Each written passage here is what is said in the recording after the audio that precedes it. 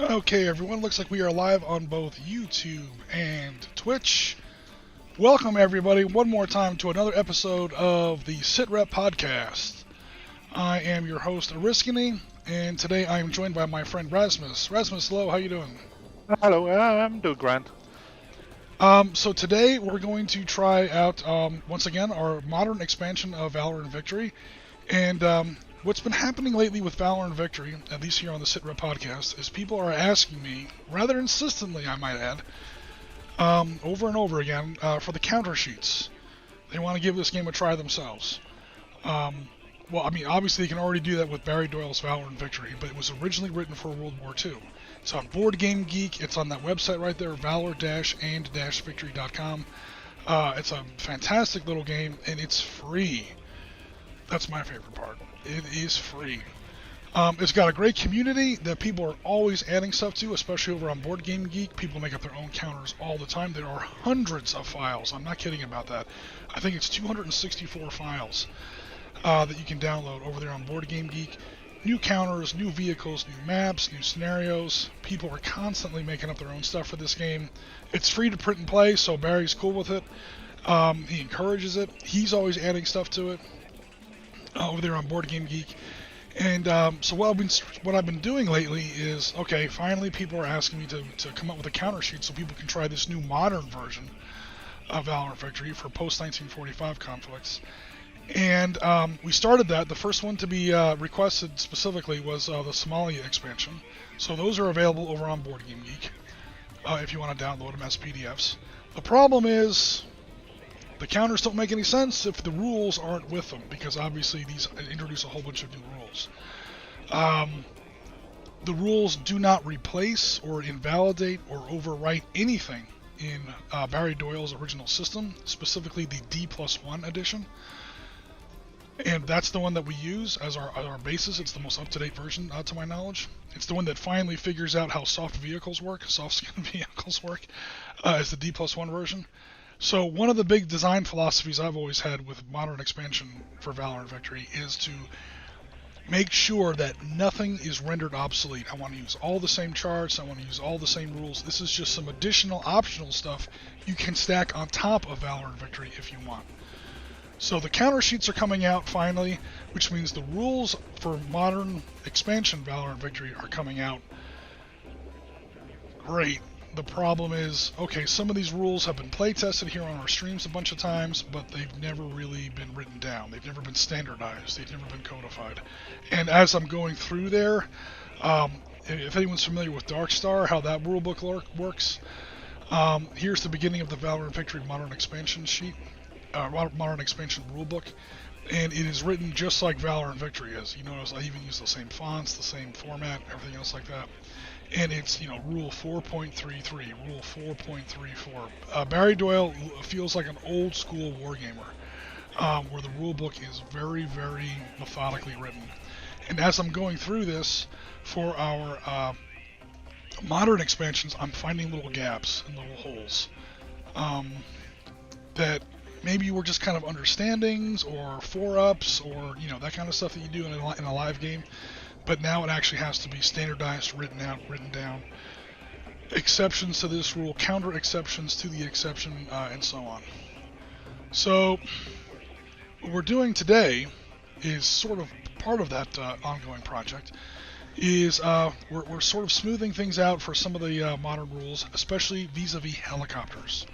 So what's the biggest, except for maybe Vietnam, the most famous, infamous Valor and Victory game we've had so far? It is the most popular Valor and Victory stream we've had. We're pushing 1,000 views on this.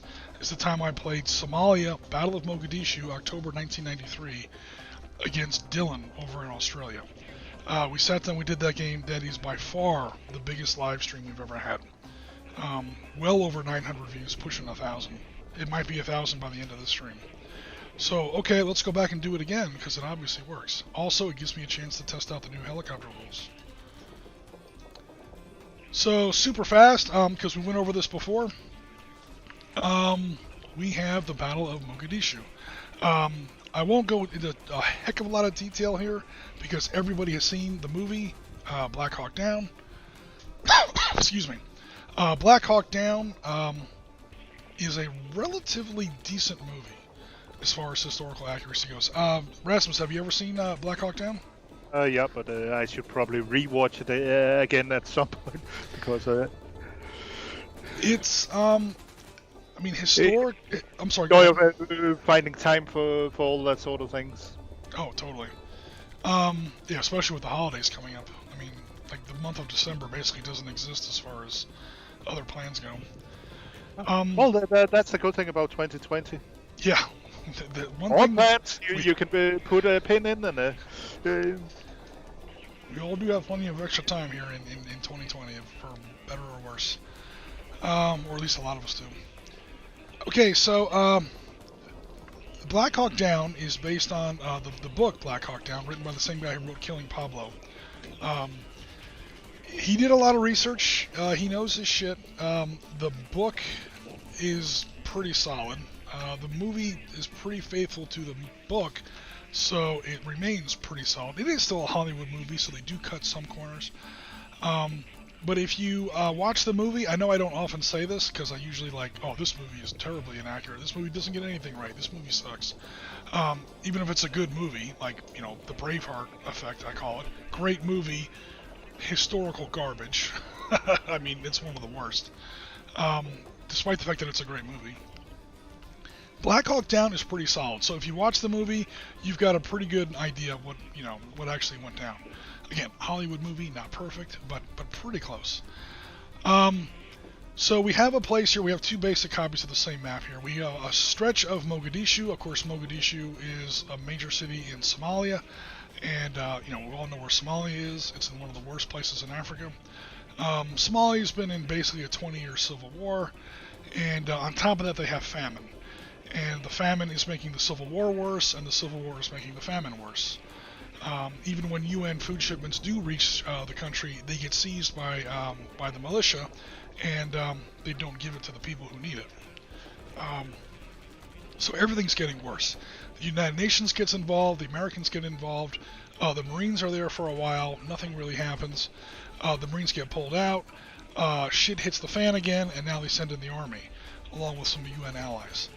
So one of the main guys that they're trying to capture is Mohammed, I think his name is Mohammed Abdel Aidid. He's one of the big local warlords. And in October of 1993, the Americans hatch a plan called Gothic Serpent I can't remember if they're capturing him or some of his lieutenants, some of his clowns. I'm pretty sure it's some of his like high-ranking lieutenants, who is holed out in a place in Mogadishu called the Bakara Market. So that's generally this area here in Mogadishu, okay? And where intelligence sort of has it picked up, where some of these high-value targets are hiding out, is an infamous little spot called the Olympic Hotel. So we've talked about the Olympic Hotel on the Sitrep podcast before. Companies make 28mm replicas of the Olympic Hotel, where you can sort of do this raid yourself in 28mm. I mean, good luck. You're gonna be that's gonna be a big game. Anything at 28mm is big. But yeah, it's a famous, or I should say, it's an infamous site here in the ongoing conflict in Somalia. So in 1993, again, the Americans are set up here at the airport. They have a pretty major base there, and they come up with a mission of how they're going to capture these high-value targets here at the Olympic Hotel. Now, we're talking about this in a little bit of detail because it's going to be in today's game. So the idea is to get little birds, those are MH6s, with Delta Force troops, onto the roof and onto the immediate perimeter of the Olympic Hotel. Surprise attack, helicopters on the roof and on all four corners. They're supposed to take or secure the Olympic Hotel, storm the hotel, capture these guys, and drag them out into the street. Meanwhile, UH-60 Blackhawks, much, much larger helicopters, are also landing at the four corners of the... well, they're not landing. They are hovering over the four corners, or so to speak, around the perimeter of the Olympic Hotel. And what they're doing is they're fast roping in U.S. Army Rangers. And those Rangers are actually fast roping or rappelling out of the helicopter. They're setting a perimeter right around there. And what they're going to do is they're going to secure the prisoner And obviously you can't fly all these prisoners out on helicopters because there's going to be a lot of them. It's not just one guy they're going after, it's a whole bunch. They're pretty much arresting everybody in this hotel. And so there's going to be a ground convoy that goes like this, down this road, and then up like this. And this is where the movie actually gets pretty accurate. If you remember the helicopter approach scene, like right after they yell Irene and they start playing, standing next to a mountain, chop it down with the edge of my hand, the old Hulk Hogan theme, and they actually launch those helicopters, you can see them make this left turn right over the port, right by the water. So the movie does a pretty good job of at least approximating a lot of what happened that day. Some of the characters aren't exactly accurate because some of the characters are amalgamations of several real-life people. It is both A, script purposes, and B, security purposes. The time the movie was made, it was only 8 years later in 2001, 2002. So some of the stuff was still very classified. Like the Eric Bana's character, who is not real. He is sort of a mishmash of at least several real people. But their job is to, drive to the place, grab all the prisoners and the Rangers, because remember, the Rangers rappelled in. The Delta Force guys get back in the helicopter and fly away. You cannot rappel into a helicopter. So they rappel out of the helicopter because Blackhawks are too big to land in these streets. They have to rappel out of the helicopter. That means they need a ride out. And that's what the ground convoy is for. The prisoners and all those Rangers. And they're supposed to drive back super fast. That was the plan. Guess what didn't happen? I mean, Rasmus, you've seen the movie, right? What winds up happening? What is literally the name of the movie? Blackhawk 2 went down. Yep, a couple Blackhawks get hit by RPG fire. They go down, and now we have to secure those crash sites, get those prisoners out of there. Or not prisoners, get those casualties out of there, because number one, you don't leave even your dead on the field for all kinds of reasons. You definitely don't leave your wounded on the field, and some of the guys aren't even wounded. Plus, you have to destroy the helicopter because it has technology in it that you don't want falling into enemy hands. So they have to secure these two crash sites. So it's literally a domino of disasters. The exfiltration doesn't go quite right. One guy literally just falls out of the helicopter, as we see in the show. One helicopter gets knocked down. I think that's Walcott, Chief Warrant Officer Walcott. His bird goes down. And then while they're trying to set up a scenario, they have to turn some of the column around and then go back to get this guy. Another helicopter gets knocked down. Now they have to secure two, and it just turns into a mess. They wind up getting pinned down there all night. It was supposed to be like a 20-minute raid. It turns into like a 19-hour battle. They wind up getting pinned down there all night until they have to get rescued by these people up here to the north. The Pakistanis and Malayans come in there with tanks, APCs, and the Americans come in here with their ground convoy finally makes it. It turns into a major battle that lasts all through the night into the next morning. At the time, it was the largest and longest firefight the U.S. military had been in since Vietnam. And remember, Desert Storm was just 2 years ago. So the Battle of Mogadishu turns into a thing, for real. 19 American dead, I think 73 wounded, and casualties on the Somali side, we'll never know.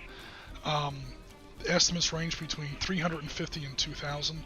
Smart money's on about 1,000 killed or wounded. So like a 10-to-1 ratio. But again, like most modern conflicts, it is asymmetrical. Okay, so let's see what's going on here with Mr. Chat. Warpobite, welcome to the chat. Warpobite says hello, and hello crew, God bless, thank you. Yes, Warpobite says, the Moog, you are going to need rules for little birds. We do have rules for little birds. The only thing I'm missing for my little birds is deltas. I haven't actually made up delta operators yet. If I roll for a sniper, we'll definitely say he's a Delta Force sniper. So I play 60 millimeter Vietnam miniatures. Holy crap, your tables must be huge. They call them toy soldiers, right? Little plastic guys from the drugstore. Ben Johnson adds, this game is going to be nuts. That is very true. This game is going to be kind of crazy. We got a great big convoy. Oh my god, Vorpobite is singing the convoy theme. That's C.W. McCall, man. I know that song. RPG in the tail rotor. We do have RPGs. on this table. M60A3, Vorpal Bite adds, yeah, we're talking about the Pakistani or Malayan armor that went in and helped pull the Rangers out on the morning of day 2 for October 1993.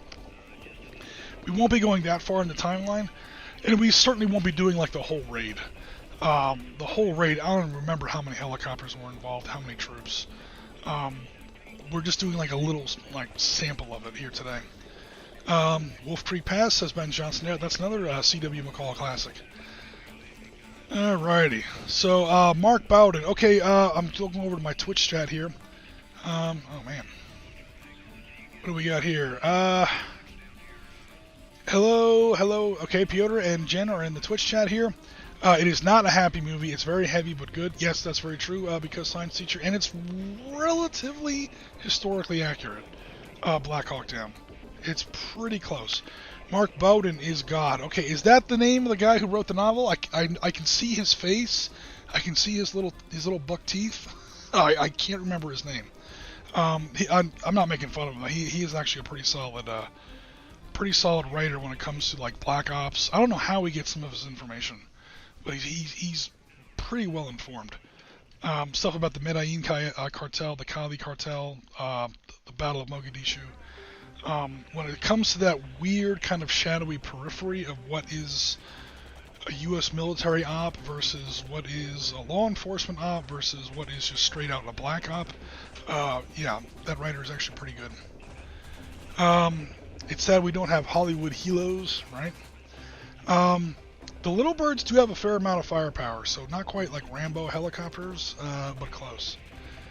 Let's see what else is going on here. Oh, my dad was a CE on the ships that were ferrying supplies. Oh, over in Somalia? Says Piotr. My dad was a CE on one of the ships that was ferrying supplies. The moment they were unloaded, the militia showed up and snatched them. Yeah, the movie does show that. That's like the opening scene.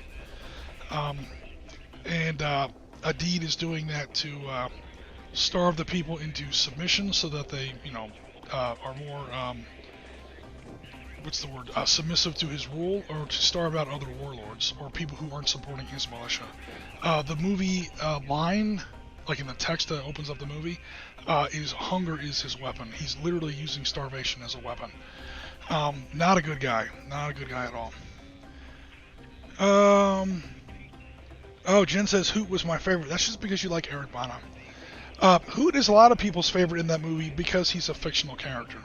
So when you have a fictional character in a movie, you can make him up however you want. He tends to be like idealized. But he personally wasn't real, but a lot of what he does is real, if that makes any sense.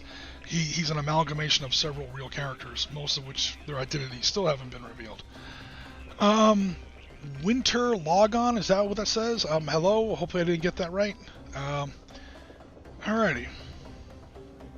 Looks like we are caught up on Mr. Chat. All the locals being drug addicts and unpredictable. Yeah, that's the magic of COT, Vorpal Bite. That was also a big reason why it was a bad idea to strike at mid-afternoon. It's because when most of the people were the most stoned, and thus volatile, as opposed to... We wait until they actually fall asleep and... Well, that was the original plan, was to go in at night, but for some reason that was scrapped. They were supposed to have Spectre gunship support. That didn't work, so they got Little Birds. They were thinking about getting in some either tanks or light armor. I don't think there were any Abrams there, but the Pakistanis did have armor, as we see later. They said, Humvees will be fine. Well, actually, no, it won't be fine. So, that was the background. So I need to play unpredictable. That should be easy for you. Okay, so here is our map for today's game. It's a pretty big map. It is 12 by 24 hexes, 12 high and 24 across. That makes it the equivalent of 4 Valor and Victory standardized map boards. So again, this game isn't unprecedented huge as far as Valor and Victory goes, but it would be kind of big. As far as the size of the map goes. We of course see the Olympic Hotel. I should say that north is to the left, because we obviously have a landscape screen here. So, and the Americans are coming in from the south. So the Olympic Hotel is here. There's the objective hex. Okay, These are the tires, the roadblocks of burning tires that the Somali militia has set up.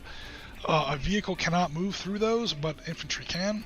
We also have civilian counters on the map who are running around terrified, panic-stricken civilians. So watch out for those, the American player. The Somalis don't really care about them. And then here we have the setup. So the Somalis get the setup ahead of time. They're already, excuse me, they're already set up and ready to go. We'll go through force composition in just a second. The Americans have to enter through hex X12 down here in the lower right. So the American plan is, or the American requirement is, they all have to enter in through X12, but that's okay because helicopters have infinite movement. What they have to do, however, is get within 2 hexes of the Olympic Hotel. So here is, again, that Olympic Hotel that we keep talking about. That's where our HVT is, our high value target. I have to get there on the end of turn 1, or by the end of my movement phase on turn 1, including fast roping in my Rangers. That has to happen on turn 1, because if it doesn't happen immediately, Mr. Aidid goes out the back door and we never see him again. Or whoever the HVT historically was. Pretty much this was like one of his big headquarters buildings, so again, they're pretty much going to arrest everybody in the building. And bring them back to that airbase, and then, get the CIA and some duct tape and some nice comfortable metal chairs and, get some answers. So my requirement is I have to get all my helicopters within 2 hexes there right off the bat. I don't have a choice on that. And that's bad news for me because the Somalis have technicals with Dushks, 50 caliber machine guns, or 12.7 millimeter machine guns. We have RPGs. Here we have another RPG team here. So my helicopters are in for a hot approach. And I'm expecting at least one American helicopter to be shot down. It'd be kind of weird having a Blackhawk Down scenario and no Blackhawks go down. So I almost hope, I know this sounds weird because I'm playing the Americans, I'm almost hoping that at least one American helicopter goes down. I'm pretty sure Rasmus will be able to sort me out on that one. I'll do my worst.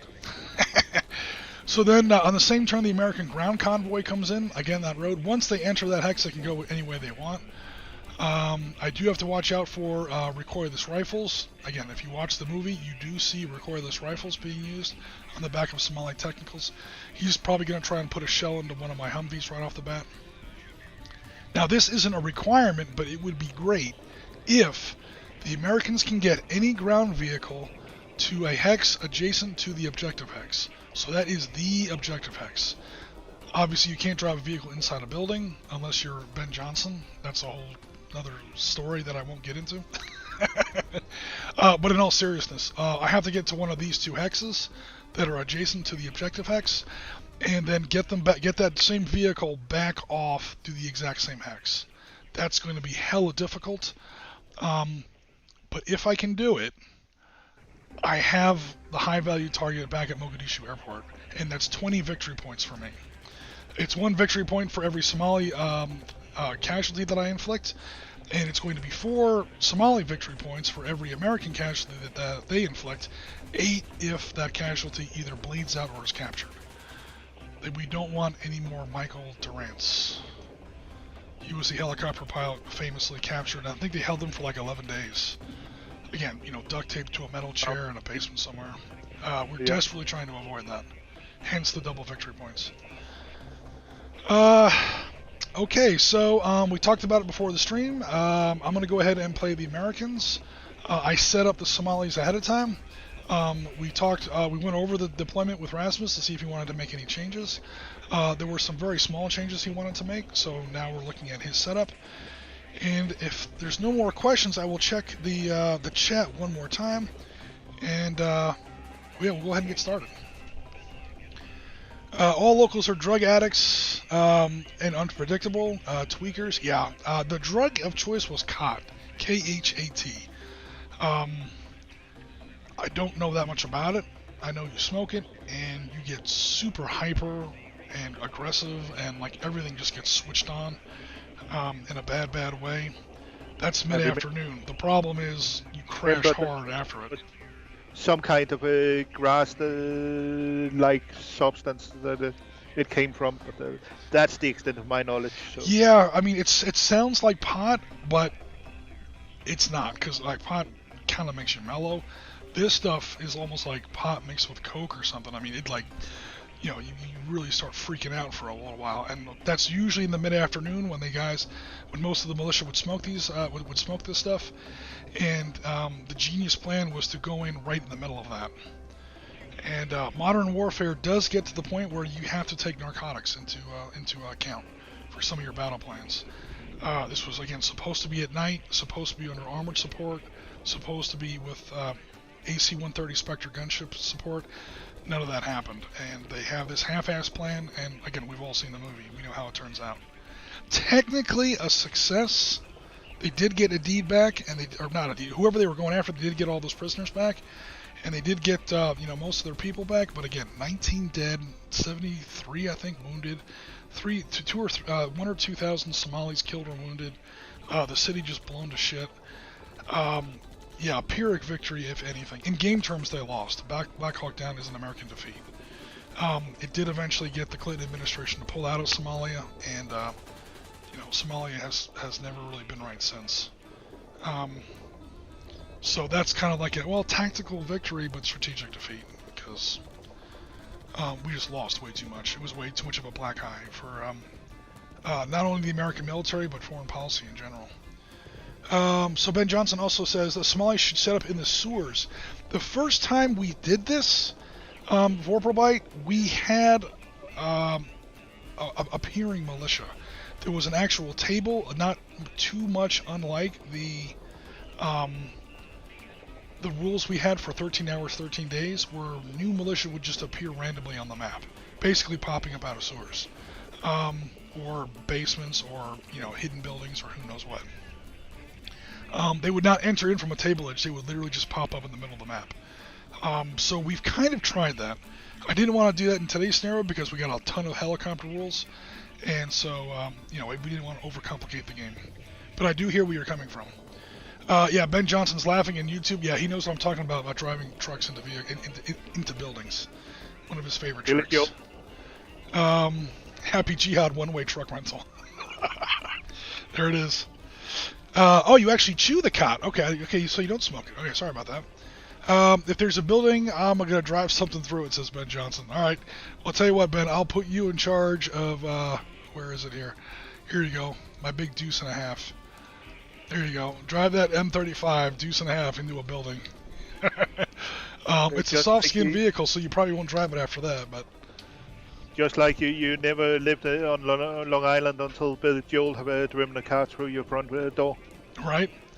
So Vorpalbite says, I'm just drawing on my squad leader experience. Yeah, Valor and Victory is kind of a squad leader not clone, but it's the half-retarded child of squad leader. I don't mean that in a bad way. It's squad leader like made accessible so that people can play it quickly and easily. Let's see what else is going on here. Cool. Well, it is Somalia. Of course, it is hot. That's true. Says because science teacher. Alrighty. Alright, guys, we're pretty much caught up on chat here. Now, that's a comparison, says Piotr. Piotr, I'm not 100% sure what we're comparing. Yeah, Somalia is definitely hot. Okay. Let's get started.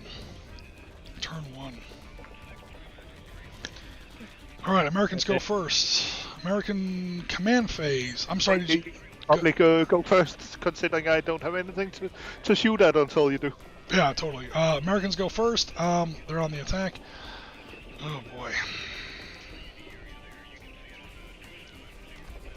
Alrighty. Little bird number 1. Again, helicopters have infinite movement, but what we're going to do is we still sort of have to trace where they're going so that Rasmus can take his opportunity fire. Okay, and so here we go. He's starting off on this hex. Just tell me if and when you want to stop. Here come the little birds. They're going to buzz the civilians. How can I minimize this? I really can't. Oh, I should state, sorry, some of the new rules. They're coming in on low altitude. That deuce might actually have to open up. What douche? Oh, you do have a douche here. Shit, you're right. Okay, cool. All right, so right here, we'll go ahead and stop, and you'll take your shot with the douche. Ugh. We'll take the shot with the douche.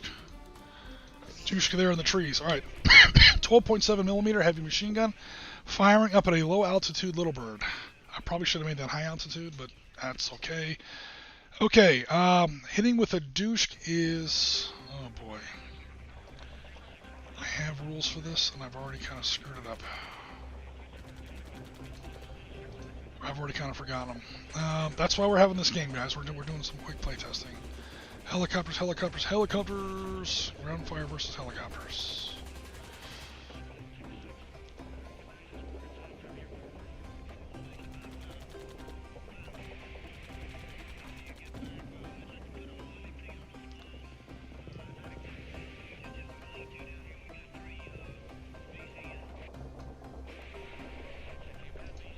So, +2 penalty. Yeah, I'm just trying to figure out what the actual base number is. The base number is 6 or less. I think. Actually, I never wrote that down.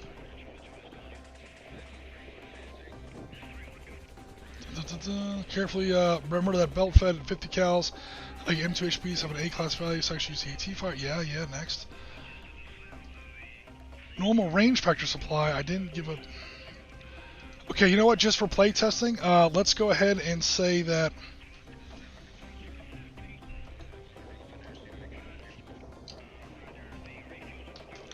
No, not 63. 6. I could have sworn I had that written down.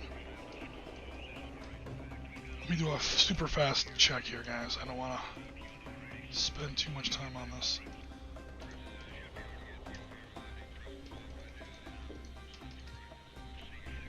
Ooh, that was what I was thinking of. That's a grenade launcher. Have a range of 6. I did specify that. Okay, so for now, I'll clean this up in the rules later. But this is a little too accurate. But that's okay. We're not really playing this like to win or whatever. This is mostly a playtesting game. But here we have a douche that's mounted on the back of a technical. He's going to take an opportunity fire shot at a little bird flying at low altitude. It's my fault for flying at low altitude. Okay, so there's no obstruction. This little wall certainly isn't going to cause any problems, and that is in the rules. Only certain kind of so terrain matters for helicopters, depending on their altitude. At low altitude, only certain terrain matters: trees, woods, buildings, jungle. Low walls, streams, gullies, all that stuff obviously are not going to block a helicopter or line of sight to a helicopter. So he definitely has line of sight. He is well within range. The range of a douche is 10, so he's definitely hella within range here. He's going to go ahead and take a poke. I didn't specify otherwise in the rules yet, so for now we're going to call it an AT weapon, which means it has an 8 or less. I'm at low altitude, which means he has a 6 or less. He's got to roll a 6 or less on 2d6 to score a hit. Yep, you want to put on my camera? Or? Let's see if we can do that. Oh no, that's not really what I meant. No, that is my camera. Yeah, but it's kind of really big though. Oh yeah. Try not to have it be that huge. Okay, for now, yeah, that'll work. Go ahead.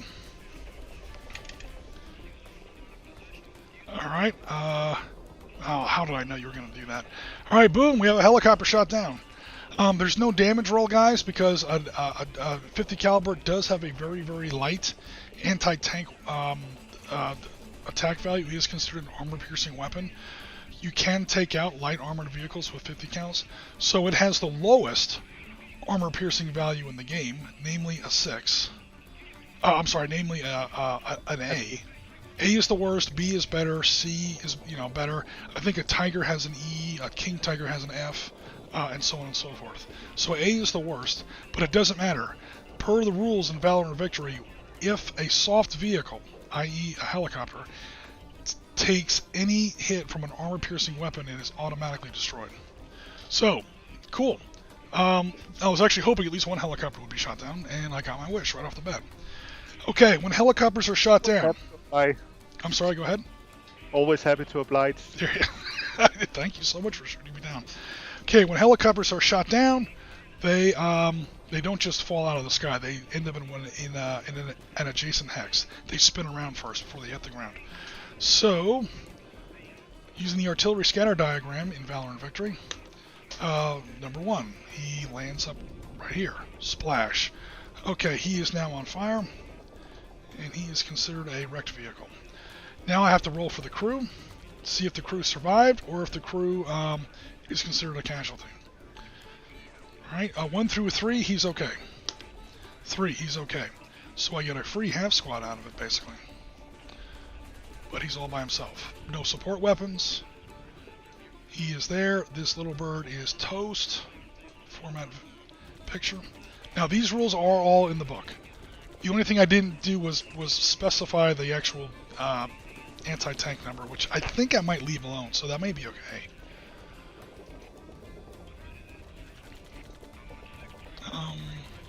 What the hell, man? Reset. Yeah, just kind of show him that he's destroyed. The new rules, I should say, do specify that if a helicopter crashes in a hex with no cover, the helicopter itself counts as +1 cover. Okay, that didn't work.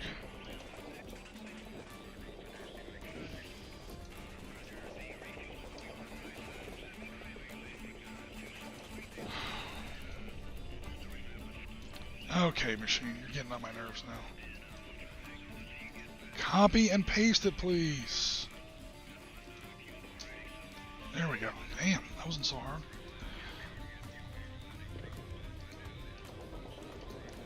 Okay, so one helicopter is shot down. The crew did survive. Helicopter crews do carry like carbines and pistols and so on, so they are armed. And because there's no other cover in that hex, the actual hull of the helicopter provides some cover. So he's in there with a +1 cover bonus, and he is taking opportunity fire. Yes. If it's quite okay with you, Rasmus, I'd like to continue my movement phase without you shooting at me anymore. Is that all right? We'll see, but... Oh, okay, thanks. Now I'm not going to be a turd, and I'm going to fly my next little bird in at high altitude. Because I'm not stupid. There's no reason not to be at high altitude. I made a mistake. I think that 4 still would have hit me, though. I think so, yeah. It's 2. It was 2 under, and it would have been 2 more. So it would have been 8 minus 4. Yeah, that 4 still would have hit. Okay, so I don't feel so bad. Alright, so he's going to fly. He's going to try and use some of these buildings as cover. He's literally flying his helicopter down the street. These douches don't have any kind of... this truck has no douche on it. This Jeep has no machine gun on it. There are no RPGs in this stack. So we should be okay. You can still take ground fire, like regular small arms. It's just really, really tough. So I don't know if you want to use up your opportunity fire on that. No. Okay. The rule is essentially you can go ahead and take your shot. It's just if the vehicle is flying and you're not a douche or a 50 cal, which uses armor piercing rules anyway, it's always just cut in half. Now, once a helicopter goes to fast rope, or once a helicopter goes to land, that rule is waived, and you go back to full value, and that's when helicopters get really vulnerable. Which means I pretty much set up my Americans here for slaughter. But he's just going to keep flying up here. Okay, there's another douche here if he wants to do something. Yeah, that one we might as well open up with. Okay, now I'm at high altitude, so it's going to be a 4 or less adjusted. And yeah, they decided to end up. Oh, I see a 3. Yep. And what was the other It's a normal 3. Okay, cool. So 6. That shot missed. This helicopter is going to continue its movement. I need to roll the other way so it end up where you can actually see them. And as we see in the movie, the little bird lands right in the street. Okay, I'm trying to land in a place where not many people can get to me.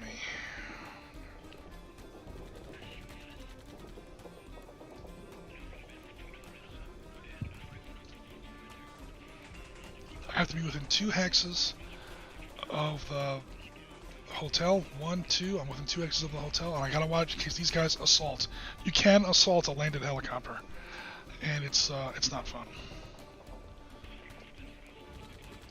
So he is now landed on the ground as per the rules, or not the rules, the victory requirements. All right, so one little bird's down, the other little bird comes in. Okay, I'll just go ahead and move the helicopter now, but these guys are all in the helicopter. Yes. He's going to take the same chance or the same path, because these guys have already fired now, so they can't refire. Now, you do have another douche here if you want to take a shot, but this guy's also at high altitude.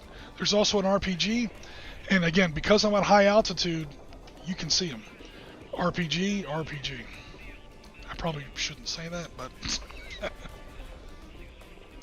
Well, let's try to fire the northern RPG. Alright, so this team here. Okay, so RPG, we'll say that the half squad is carrying them. Is carrying the RPG, so these other guys can still fire if something else comes down the road later. Is the leader going to apply his -1 bonus? Because he only gets to do... his -1. Okay, he only gets to do that once a turn, so I wanted to ask. Okay, so the RPG is an anti-tank weapon. It fires at 8. It's his chance to hit. -4, because I'm at high altitude, that makes it now a 4.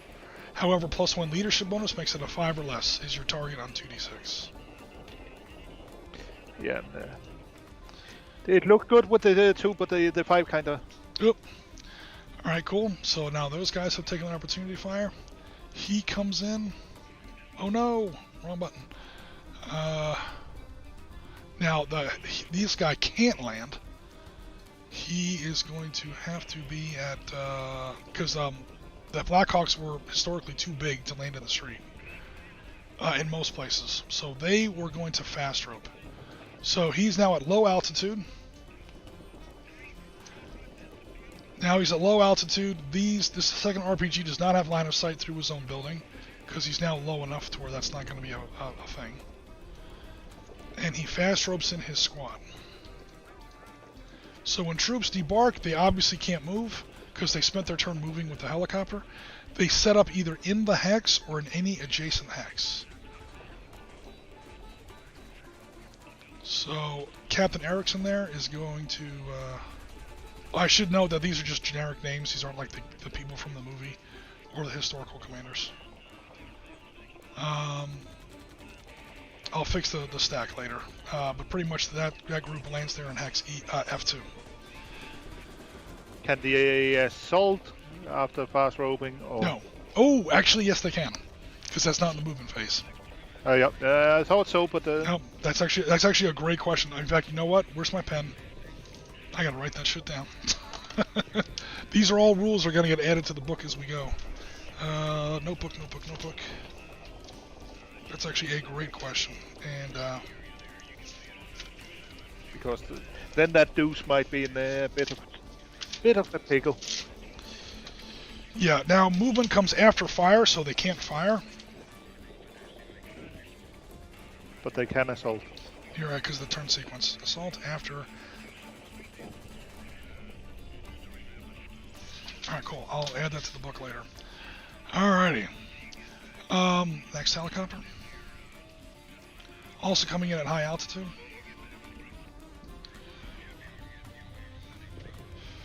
He'll follow the same kind of a path here. He's at high altitude here. This RPG here only has a range of 6. So he is in range as he comes through here if you want. Yeah, why not? Okay. Or, just to be fun, again, this isn't like a whatchamacallit game. I probably shouldn't spread my guys out like this, but I'm kind of being like historical here. They needed the 4 corners.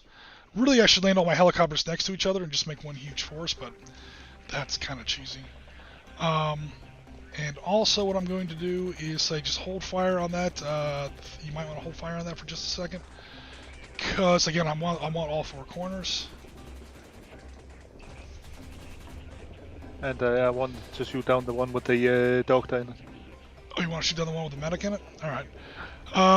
Well, if I want all 4 corners, I technically Yep. Now, helicopters can fire at the end of their movement.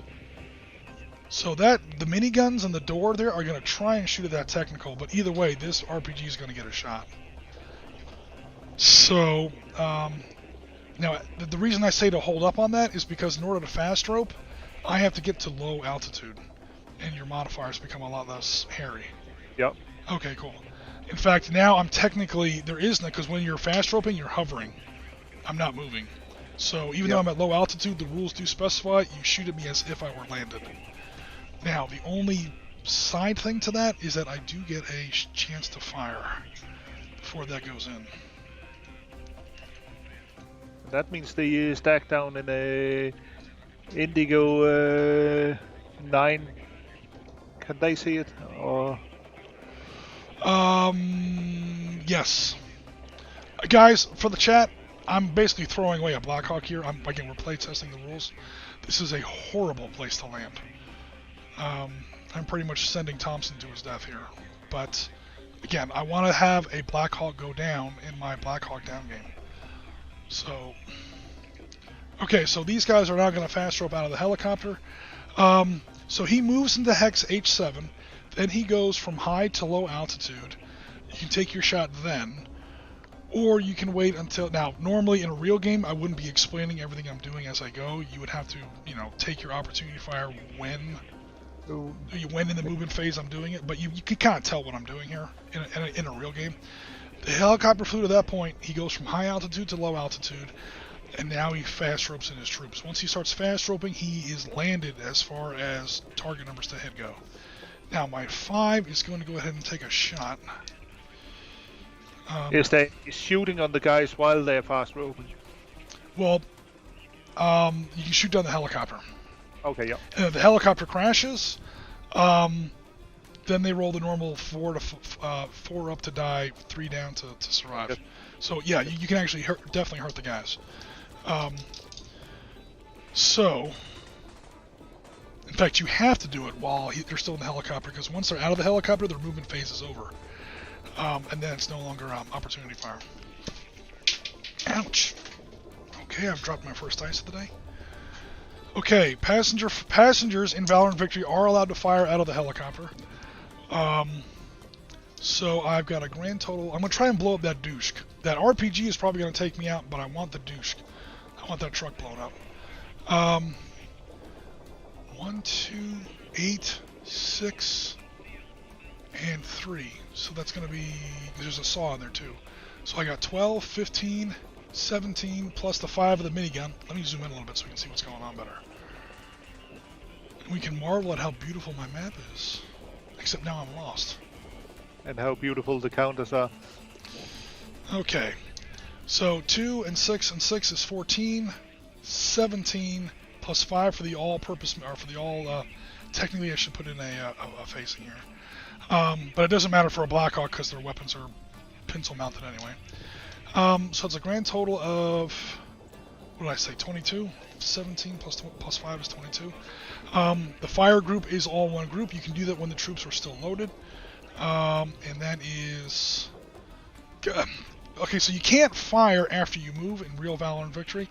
Helicopters can, and when they're loaded into the helicopter, they're considered part of the helicopter. So that's how they're getting around this. Otherwise, landings would be like friggin' impossible, because these guys would slaughter them. Slaughter them. That RPG team up in the actual hotel would slaughter them. There's a friggin' heavy technical right down here, would slaughter them. I mean, yeah, this guy is basically dead. I'm just trying to have him take somebody with him. So at 22 points, he's going to go, and -1 off the die roll, +2 for your trees that you're parked in. Okay, and we are now going to look at... Where's my dice cam? Dice cam! It's the wrong button. Okay, so 7 on 22.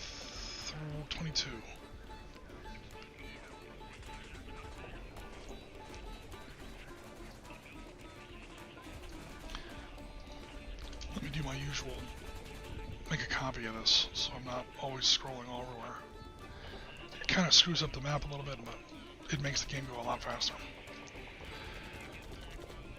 7 on 22 is 3 casualty points. That ties the technical Okay, so now I gotta roll a d6. It's not enough to destroy it outright.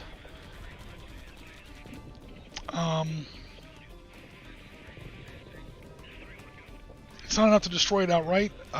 It's a 4 would do it. You have to exceed the casualty number. Now I have to beat that number of 3 on a d6 to see if he's destroyed. Oh shit! What the? I keep hitting the wrong button. Not the music. Webcam. Okay. A 6. Cool. That douche gets wrecked.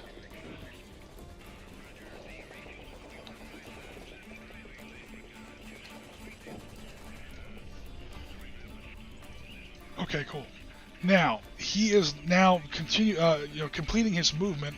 These guys can all fire, and these guys can fire at a penalty because they're shooting through the side of their own building. Yeah. Technically, it's allowed in Valor and Victory. You stick a -1 hindrance. So you've got an AP group up here, an AP group down here, and an RPG, which is an anti-tank group, obviously. Yes. Okay, so which do you want to do first? Let's do the anti-tank first. Okay, the RPG is going to fire. He needs an 8 or less to hit. Now that -2 commander, he gets to apply his penalty once. We'll put it on this one. Okay, cool. Yeah, that Blackhawk is pretty much toast. Because again, there's no penalties. He's at low altitude, but the -2 penalty does not apply because he is hovering. He is perfectly still as the fast ropes are coming down. So that 8 remains an 8. In fact, it goes up to a 10 because of his 2 bonus. So you have to roll 10 or less on 2d10 to put a rocket into that helicopter. And we got a 7. Alright, he is shot down. No big surprise. In fact, now I finally get to say it. Like the guy says in the movie, we got a Blackhawk down, we got a Blackhawk down. He sounds so enthused. He's not even upset when he says it. He sounds more bored than anything. And then we got some questions in the chat, which I will get to in just a second. Alright, cool. We got a crashed Blackhawk in the open, so he does count as cover. Now we're going to see about that crew. First, Staff Sergeant Thompson there. Webcam. Okay, I'll get the hang of this yet. Staff Sergeant Thompson is okay. Next, that first half squad. He is a casualty. He did not survive the crash. Second half squad. Another casualty. Great. So he's all by himself. Thompson is by himself with a... with 8 men, either dead or wounded. Yeah. But he does have a support weapon. So. Yep. Again, that's not strictly Valor and Victory canon, but that's kind of how we do it. It's more fun that way. That is how it is done in Squad Leader. Forbro Bright will probably tell us so. Weapons can be transferred easily between units. In fact, when a squad goes down, if he's carrying any support weapons, the weapons don't go away. You can actually send somebody out to recover them. Alright, so that Hex is in big trouble. There's a lot going on in there. Okay, I've got one more Blackhawk coming in. And then I'm finally done with my movement phase. Oh no. And don't you want to put the squad into something, or are they forced? Oh no, these guys have to... oh yeah, or do they have to be in that building? Well, that's a clear Hex, believe it or not. At least then they got some kind of cover. The problem is... He got some kind of cover with the... Oh, stop. You know what I did? I forgot to do the helicopter spin out. I did forget that. Sorry. 4. So 1, 2, 3, 4. The whole crash happens down here to the south. Oh, great. Right next to these dudes. Alright, I think I've lost 2 casualty points already. Come to me. God.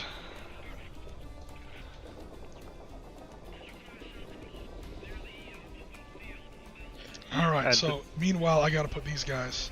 I never did actually deploy these guys. Okay, and now this Blackhawk. Where I want to put him is here. So I can debark them into that building and then he can immediately assault and save these guys. The problem is that's not legal. I have to be within 2 hexes. All my helicopters have to be within 2 hexes of the Olympic Hotel. You could go for H7 and do the same thing. H7, yeah, like the hex of death. Last helicopter got shot down. I think I might have to, though. The good news is there's going to be a lot less ground fire coming at me. Watch me lose 2 Blackhawks here. Now, this is going to look like an American slaughter, and that's fine. Historically, the Somalis were not set up in an anti-aircraft ring of death around the Olympic Hotel. The attack on the Olympic Hotel was a complete surprise. And then these guys had to form here. So this didn't happen historically. Again, we're not trying to recreate all of Gothic Serpent here. First of all, it would be like 10 times bigger. And second of all, the Somalis would have to have some kind of weird activation rule where their units actually, start, mobilizing. Yeah. Put down the cot, turn off the TV, and pick up the AK and run out in the street. So that's fine. Yeah, we're just kind of kicking around rules here. Okay, so he goes there and oh god damn it, I'm gonna get shot to shit again. Alright, I'm going for it. He's gonna have to fast rope again. The parts of what that didn't fire, yep. Do they count as having fired because it was declared? Okay. No. That's why I always give RPGs to half squads. That way your full squads can still do their own thing. So you got 12 points here, technically 13. He can't add his +2 because he did that for the RPG. But you do have 13 points. Again, I'm considered landed for targeting purposes, so that it's not cut in half. You're on the gray row. Roll 2d6. Oh, you are shooting through trees. Oh, I forgot about that. And that's the Blackhawk that Blackhawk shouldn't even have been technically shot down. There are trees in the way. You know what? Never mind. We're just play testing and clowning around. Tell you what, add 1 for the trees though. You're shooting through these trees. That technically blocks line of sight, so that RPG shouldn't have been able to hit at all. But it's fine. Again, we're just playing around here. Yep. What I was thinking of is the heavy technical. Oh yeah, the heavy technical we said just for now can't shoot down aircraft. Not even landed, or count as landed. That was a. Yeah, he is hovered. Again, historically they did not have this vehicle here. But again, just for fun. Yeah, I am trying to land a helicopter right in front of a self-propelled anti-aircraft vehicle. I do deserve what I get. He is not. Yeah, go for it. I'm just asking whether he can actually shoot at it when it's fast roping or not. We made the determination that even though those are anti-aircraft vehicles, or anti-aircraft guns, obviously 23mm automatic cannon, those guys are not trained to shoot down aircraft. They don't have the radar, they don't have the... However, this vehicle is, or this helicopter I should say, is basically... Parked. Not a vehicle, yeah. Okay, so if we're going to have that, I mean, I land there. Because I'm going to lose another whole Blackhawk here. If you want to land somewhere else, go ahead. It is a 360-degree arc. You know what? I'm not going to be cheesy. I already took my hand off the piece. Yeah, go ahead. You're trying to get an 8 or less on 2d6. And 9. Oh, sweet. So after all that rigmarole, it missed. Awesome. Okay, now we've got a lot of other people that have shots at it as well. Yep. Alright, so up here we have these 13. +1 for shooting through those palm trees. Yes. 6. 6 + 1 is 2. So I can pin the helicopter if I want, but I can't because of the victory conditions. The way it sounds crazy pinning down a helicopter. I had to make up rules for pinning down helicopters. When a helicopter suffers a pinned result, it immediately has to fly not off the table, but to a hex where nobody can hit it, while they try to put out the fire on board the helicopter and you know, kick out the windshield or whatever it is they have to do. Switch to redundant flight systems. But again, I have to keep all my helicopters within 2 hexes, at least on turn 1, per scenario rules. So he won't, he's pinned, he has to stay there. That means that that first point counts as damage. Okay, let me turn on Mr. Skype here. What you're looking for now is a single D6. You have to exceed the Blackhawk's casualty rating. So soft-skinned vehicles in Valor and Victory are weird, and Barry Doyle himself kind of admits this. That's the casualty rating is 4, and there is a logic to his rules. So this is going to be an important rule, so I want to explain what we're doing here. That's the casualty rating of the helicopter. You do at least 1 point to a helicopter, you can pin them down, or with any soft-skinned vehicle, trucks, jeeps, anything that's not armored. You can go ahead and put a 1 casualty point into them to pin him down. Okay, I can't be pinned, so I have to take all the damage. So now I've taken 2 non-pinning damage points. That's fine. Once you have any points more than pinned, in other words that 1, you now have to make a soft-skinned vehicle survival check. Okay, and that's a single D6. You have to exceed the casualty rating. On the other hand, if you can pile up with 1 big attack, more casualty points, if you can exceed that number, no roll is required. He dies automatically. So I think I gave Hueys a 3, Little Birds a 4 because they're fast, and Blackhawks a 4 because they're big. For those values here. Yes. Okay, so the long story short, take your first shot of the day. Is we are looking for a above a 4. So you're looking for a 5 up on a. Oop, that's not my webcam. I want your webcam. You're looking for a 5 up on a D6. You have to beat a 4. And didn't get it. A 3. Okay, so the chopper is smoking, but he survived at least that attack. Get this back to the right size. Okay, unfortunately for me, that wasn't all the fire. If you want, you can shoot with these guys as well. We might as well. Cool. Looks like you've got 1, 9, 13, 15 points. You're still in the gray column. Again, you're shooting center dot to center dot. Your line of fire goes straight alongside your own building hex there, so it's a -1 hindrance, or a +1 hindrance. Roll 2d6, add 1 to the result. 9. 9 becomes a 10 on the 15. That was a straight out miss. So I got away with it. Holy crap, I got lucky. I did not deserve that. Especially that Twin 23, man. Holy crap, this helicopter pilot is like Stringfellow Hawk with Airwolf, man. Okay. I'm not musical enough to do the thing. Alright, so they are going to debark there, and they're probably going to do an assault.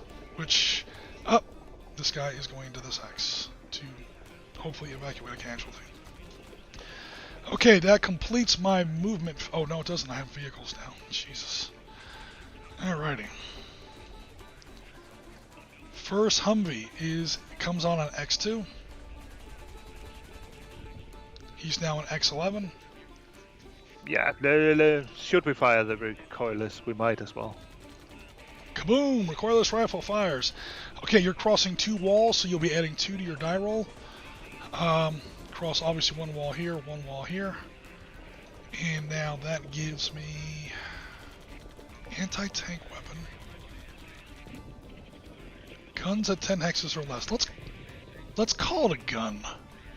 Is a recoilless rifle a gun or an anti-tank weapon? Of course, the rules don't say. You know what? Let's do what we said we weren't going to do. On a odds, it's a gun. Odds, it's a gun. Odds, it's a gun. So it's a 10 or less. +1, +1. So now you need an 8 or less to hit across both of those walls. A 10. 10. So thank you, walls. The wall saved me. 1, 2, 3, 4, 5, 6, 7, 8, 9, 10, 11. Oh wait, you have to have rules for turning. Sorry. 1, 2, 3, 4, 5, 6, 7, 8, 9, 10, 11, 12, 13,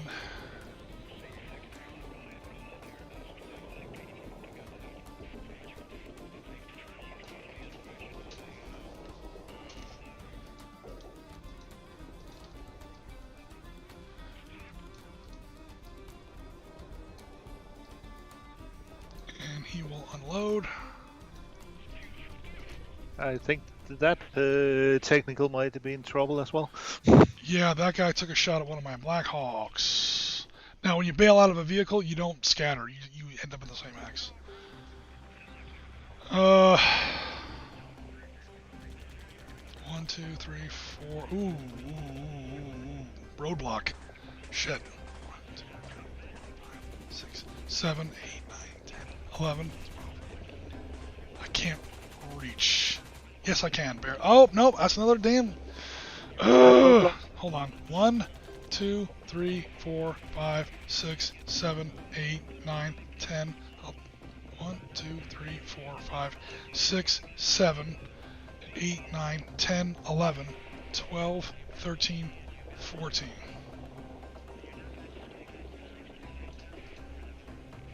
And they will not be able to assault because they start off in the same axe.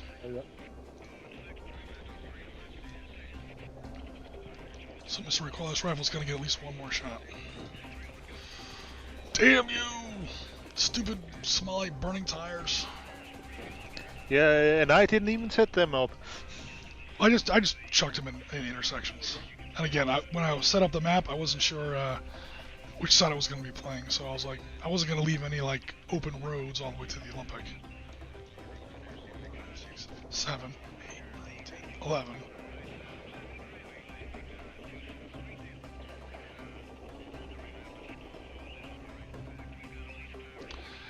No.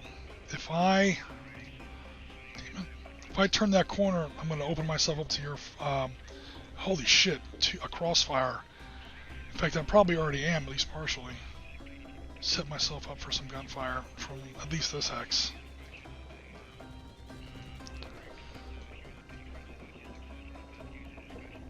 Okay, these guys are also debarked. So let me put the vehicles to the back. Yeah, where the hell's the vehicle? Vehicle?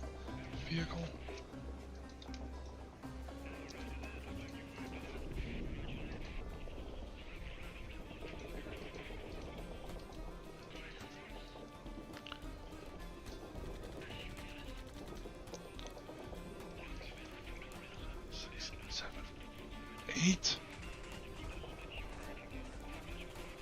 9, 10, 11. Because I have a feeling I'm going to be in the assault and move phase, or advance and assault phase. I have a funny feeling that I'm going to be needing a medic here soon. Yep.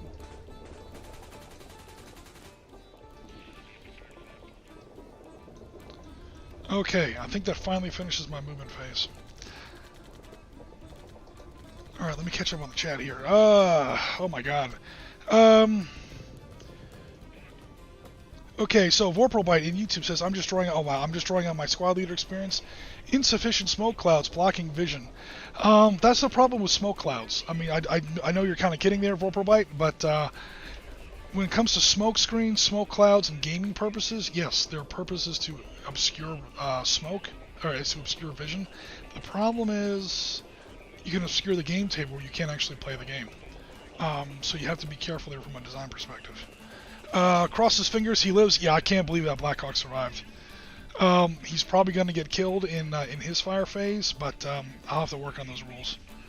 Let me get this straight. The guy rides into a crashing helicopter to the ground, and he's eager to get up and fight. If he survives the roll, again, when these helicopters go down, they don't like explode in midair and fall out of the sky in a fireball like they do in the movies. It's basically a crash landing or a controlled crash. They feather the prop. They managed to put it down, and as we see in that movie, a lot of times guys survived and continue to fight. Often they don't. I mean, I lost I basically lost a whole squad of guys. I have 8 dead and wounded over there by the hotel. So, not always. Yep. By the way, should you not roll for the crew from that one? The crew from which one? From the Blackhawk that went down. Yeah, I did. No, you only rolled for the squads and the guys in it. Oh, the crew. You're right. Thank you. There were 4 more guys, so you might get a half squad out of it. Yeah. The actual Like people, the actual pilot, co-pilot, crew chief, and one of the gunners. All right, cool. Thank you. Yeah, that's another casualty point. It's either good news or bad news, because now that's just another casualty I have to evacuate. Oh my god. It's a mirage, says the magic palm trees. Yep, no problems. Stringfellow Hawk says because says Ben Johnson. Oh my god, what's going on over here in Twitch? Okay, LSR 2590 says good morning all. Yes, he's in Australia. He's one of those weird people from Australia. So yeah, for him it's already Monday morning. Hello LSR, Dylan, thanks very much for coming by. What else we got? Gaz is in the house. It was these guys that shot the first one down. That's right. What happens to the civilians when you move through them, if anything? Nothing. Vehicles are allowed. Anyone is allowed to move into or through a vehicle, a civilian hex.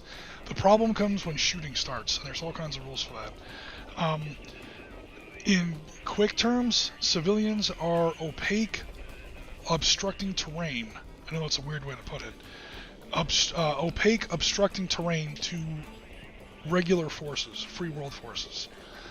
You're not allowed to shoot into or through a civilian hex. Well, I take that back. You're allowed to shoot through. You're not allowed to shoot through a civilian hex. Shooting into a civilian hex is technically legal, just never do it. Because what's going to happen is the enemy player gets to assign the casualty points. He's going to put the first 2 casualty points into the civilian counter. And number 1, save his own troops. And number 2, give you a -8 victory point penalty. Because killing civilians intentionally is not good. At least for the air quotes good guys. You definitely, so it's technically legal. You can assault into a hex that has civilians. That's like your hostage rescue situation. You've got a couple Somali terrorists and they're holding these civilians hostage. Yeah, you can assault into that hex. You just might wind up losing the civilians too, and there's a die roll for that. So civilians do move around. They do obstruct a lot of line of sight. They cause a lot of problems for the free world forces. Insurgent forces don't give a damn. As I was about to say, I don't really care. Civilian, just. Totally. Now there's sometimes there'll be scenarios like if you're playing Russian Federation troops, technically regulars, versus Chechen militia in Grozny, 1995. That rule might be lifted, but that's going to be a scenario thing. And then we also had that one game in Fedayeen Valley in Lebanon, 1982, where the civilians were an issue for insurgent forces because they were basically their relatives. It's like a local town, and you know those people that are running around out in the street. So there are exceptions, but by and large, regular forces have to watch out for civilians, and insurgents don't give a shit. Is the usual thing. Above 50 feet, surviving a helicopter crash, the odds start to drop dramatically. Yeah, that was a fast rope, and the other guy was at, so he was already pretty low. The first Blackhawk that crashed, and even then, most of them didn't survive. In fact, out of 13 men on the helicopter, 12 of them are now casualties. And the one guy got lucky, the crew of the Little Bird. So he managed to put that helicopter down somewhat gently, enough to where he was able to pop out, and he's now a new half squad on my team. But it's basically a 50-50 roll.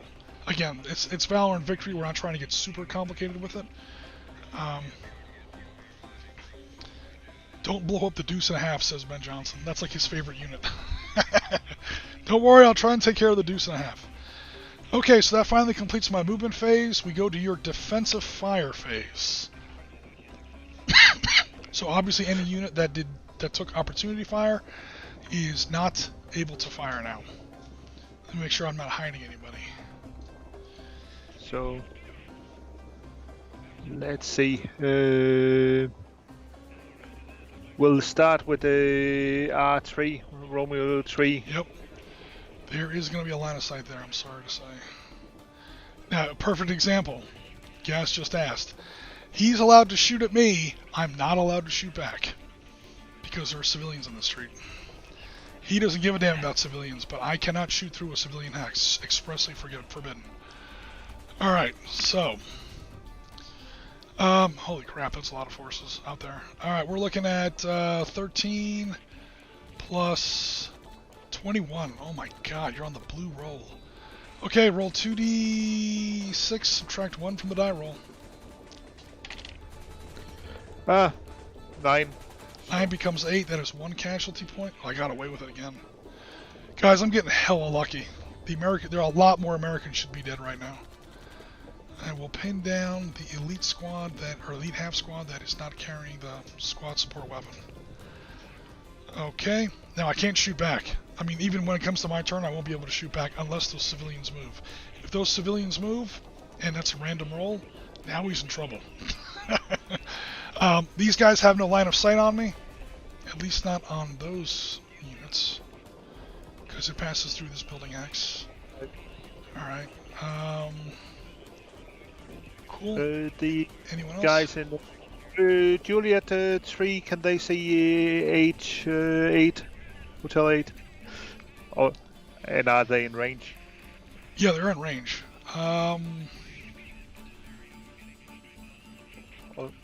What's that? No, not the helicopter. All the actual guys are in. Now they're actually. Well, technically yes. Got the guy out there with his machine gun, with his saw. That survived the. Yep. We're looking at a Hotel 8. Technically yes, and the reason why is India 7 is technically not a building X, because I wasn't terribly careful when I drew this map. And the center dot is not covered by building graphic, so it's considered a clear hex. So that means that line of sight does exist between Juliet 3 and Hotel 8. Most of your guys are in range. 1, 2, 3, 4. Actually, no, they're not. Holy crap, I got lucky again. Go away. Range is 5. That's the middle number. Yep. 1, 2, 3, 4, 5. They can reach the helicopter, but not the troops. We'll shoot at the helicopter in that case. Okay, the helicopter is still technically... well, he's done fast roping. So now he's at low. It's -2. And there's no obstruction. The -1 did use for the RPG, I believe. Yes. So we have 8 plus... He can't reach because he only has a range of 4. But his squad can... So it's 8... 8 minus 8, and you're subtracting. You don't subtract anything. You just cut it in half. So it's 4. You're on the red row. No penalties or modifiers. Yeah, forget that. 11. Oh, okay, cool. Do we have anybody else that can see something? So let me make that specification in the rules. Fast rope equals landing opportunity fire only, not defensive fire. Because as soon as he drops the troops, he goes. He's no longer. He's back at the. Yep. Well, he's at the same altitude, but he's no longer just hovering perfectly still. That's blocked by the trees. That's blocked by the trees. I think that's it for defensive fire. Okay, we then go to advance and assault phase. Alright.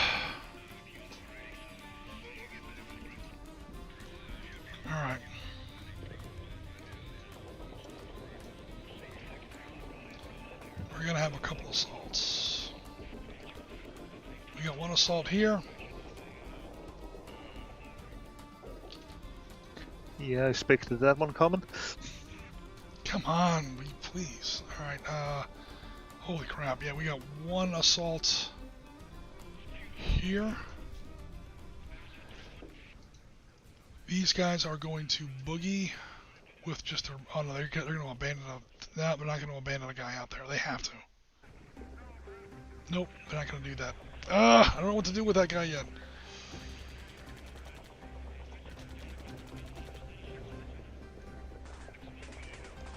It would almost be easier if he was just a casualty marker.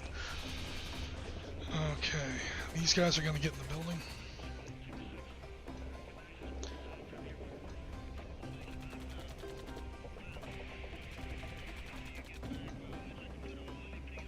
Oop, not the vehicle. The Humvee does not get assault and move.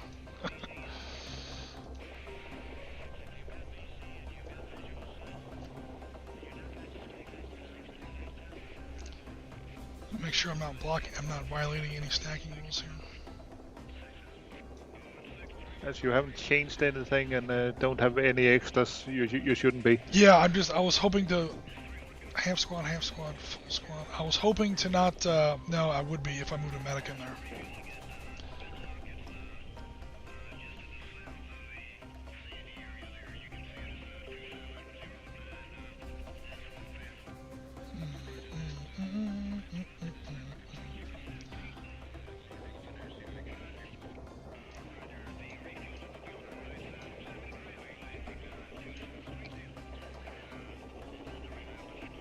He brings the law with him. He brings the law with him. Alrighty. So we got 2 assaults. Any other assault and movement? These guys are going to assault. These guys are fine. These guys are going to move into the building. Or are they?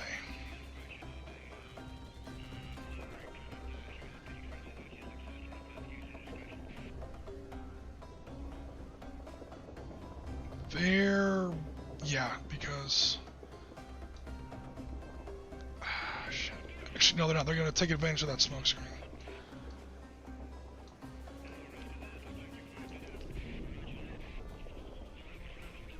Because I don't want this unit down here to get completely torn to bits. Okay, cool. That will be it for my assault and move, or my advance and assault phase, except for the assault itself. Are you assaulting in Indigo 8 to 9? 8 to 9. Indigo. Oh yes, thank you. See what happens when I run a stream? I have so much brain power using just running the stream that I forget how to do stuff. That's oh why God! Maybe not. Holy shit. Maybe not. Where did the other squad go? There's supposed to be another squad. Oh, there. No. Holy shit. Maybe not. I mean, I'm elite. I got a total of 11, 13 points. You have more than 13 points. That's going to be 1 to 2. Plus you throw in a bunch of grenades. Oh, Jesus.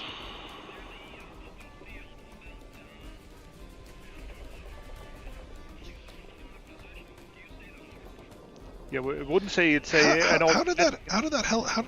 why am I missing a guy there? I think that he might squad's have... supposed to have... Oh, because it was carrying the... No, he was carrying the medic, and the medic went somewhere else. That's what it was. Yep. That's what it was. The medic went out and struck 2 medic things. So it's going to be a 1 to 2. I can throw in 2 grenades.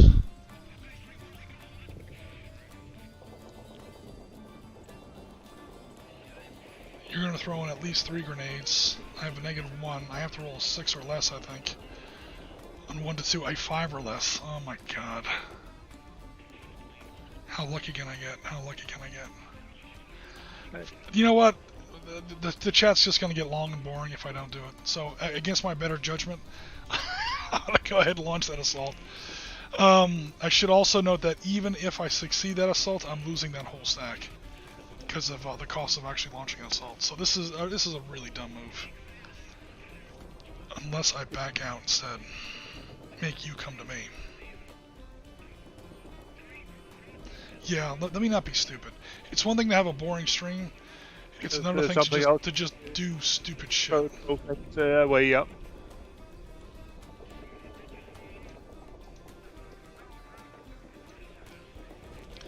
I realize I'm running out into a thing there, but at least here I've got some cover. And now this team's all kind of organized, all put together, and I have some cover from the helicopter crash itself. Except there's a fucking Shilka right there. Oh my God, I'm so dead. Oh well. Oh, yeah, just a play testing game. Alright, super fast assault. Oh jeez, here's the next problem. I have so many problems. Basic, I should say original Valor and Victory rules. Assaulting a soft-skin vehicle. Yep. Yeah, not building a soft-skin.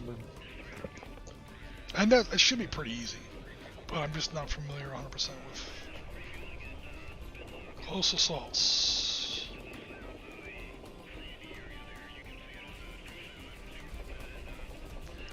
Guns and armored vehicles without machine guns have an APFP of 2 when defending against close assaults.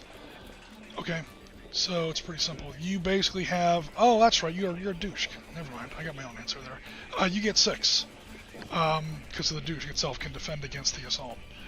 Alright, so it's 6 versus my 6 plus 5 is just short of 3 to 1. I'm at 2 to 1. I'm going to go ahead and throw in 1 grenade. Yeah, I'm at 2 to 1 at -2. I'm good. I'm not going to waste a grenade on that. Unfortunately, you are not allowed to throw in any grenades because you have no infantry units in that hex. So I come just short of 3 to 1. It's 6 plus 6 plus 5 against your 6. So it's, was that 17 to 6? That is still technically 1 to 2. Or sorry, I'm sorry, 2 to 1. I need to get a 10 or less. -2 for my leader. I need to get a 10 or less on 2d6 for a successful assault. A 3, that's a successful assault. Definitely. He is destroyed. Cost is going to be 2 casualty points. 2 for woods, 1 for every infantry unit in the hex. There's no infantry unit in the hex. So it's just the 2. Boom, I occupy the hex. And I'm going to cut down on my casualties by pinning down these 2... Jeez. These stupid smoke clouds. By pinning down these 2 units. You want to leave a copy of the smoke cloud down on the other one that's destroyed. Oh yeah, I never actually copied it, I just moved it.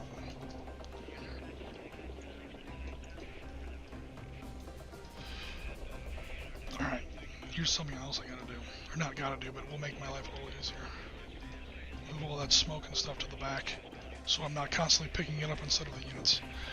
Alright, cool. So that's toast. Over here, it's going to be very similar. 6 versus the exact same thing, except only -1, because it's a -1 leader. So I want to throw in a grenade. You know what? If I don't, there's going to be a douche here lighting me up next turn, and I got guys point blank range right next to it. I'll invest 1 grenade. Again, now I have to roll a 10 or less. And it's a 6. Kind of wasted a grenade, but that's okay. Boom, and that's another. Grenades. That's literally what they're for. And if you don't use them now, you're gonna have problems later.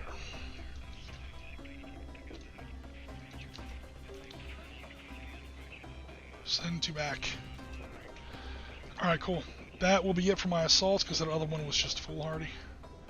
After action... Price. I'm sorry, go ahead. You need to pay the price for that assault as well. Oh, yes. And I need to occupy that hex. So 2 casualty points again. Building, no buildings, no infantry units, but the trees do count as 2. So I will go ahead and not pin the officer, stupid.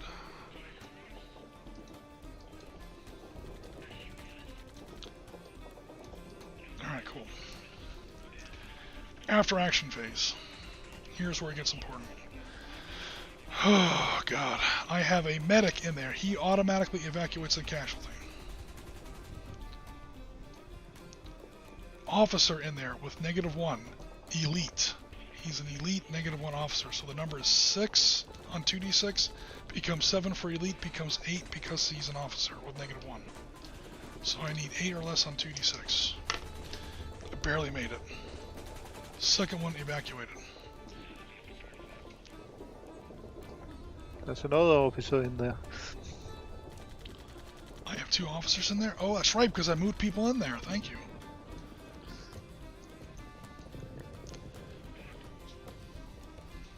This hex is very disorganized. In both real life and in... Alright, first of all, the smoke's just getting in the way. Move it out of the way for now. Blackhawk, smoke, in the back, please. Alright, hopefully... Alright, again, same roll for Aaron here. Come on, do it. 7, yes he did. Okay, cool. Less counters. So we have a Blackhawk in there that is wrecked. At least all my guys are going home.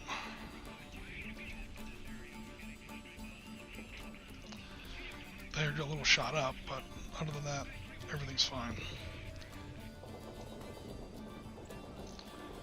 Cool. No one in there to rally. That hex is fine. I have some pinned down units I have to try and rally. Back into it. Okay, I have a -2 officer in there, so for him the roll is going to be 8 to rally these 2 half squads. First half squad. Before you do that, Yep. Thompson back into that squad. Oh, that. yeah, he's in the wrong hex. Alright, so the first one failed. Second one made it. Come on, Rangers, what the hell?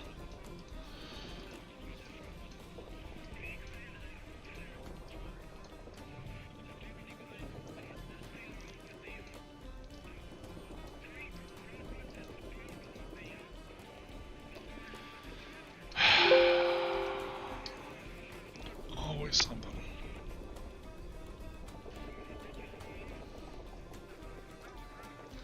Also, I think I made this map a little too big, but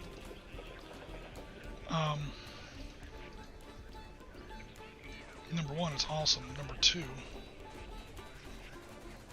It makes the movement of the helicopters. Yeah, it makes it helps out with that. You know what? We don't need these vehicles here anymore. We know that there's wrecked vehicles in there. Yeah. Alright, cool. So, this guy failed, this guy survived. I've got some other pins over here. Okay. -1, so we need a 8 or less. Hell yeah, Snake Eyes. And again, 11. 1 succeeded, 1 failed. Alright, and that finally completes. I have no casualties left on the table, so no bleed out checks required. These guys are all safely dusted off back home. That's going to finally complete American Turn 1. I know that took like forever. Don't blow up the deuce and a half. Ben says assaults in YouTube. That's right. My assaults all worked except for the one that I just thought was just too damn stupid. I'm probably going to get the shit shot out of me now in his fire phase. Unfortunately, I do have some defensive fire I can throw back at him as well. So, yeah, we'll see what happens there. Yeah, it's going to get... That little corner, this whole corner here is going to continue to be a huge problem for me. But again, in a real competitive game, I wouldn't have landed there. But again, we're just trying to kick around the rules. The scenario rules said that you needed to cover all 4 corners. Well, yeah, the scenario rules say anywhere within 2 hexes of the hotel. So I could have landed back here, I could have landed, but I was like, you know what, let me just see what happens when a Blackhawk gets shot down. And sure enough, it's becoming a compounding problem, just like it did in the real event. So I'm happy about that part. What's the situation, says Piotr. He had a long call. Piotr, we have 1 Blackhawk down. We have 1 Little Bird down. We have 3 technicals blown up. We have, there's definitely a lot going on. That's for sure. And now we are beginning Rasmus's first turn. So we begin with your command phase. Any squads you want to combine or divide? Don't think so. We go to your direct fire phase, which is what I'm really not looking forward to. Yeah, that's where I can start to actually do some damage. Yep. You already shot down 2 helicopters, man, and almost blew up one of my Humvees. So you can start to do some damage. Yeah, so let's start with the recoilless rifle. Yep, here he is. And then he has a 360-degree arc, so he has targets for sure. And there's a Humvee parked just in front of him. Yep, we declared that was a gun, so you're looking at a 10 or less. 6 this time. Alright, that will do it. Boom!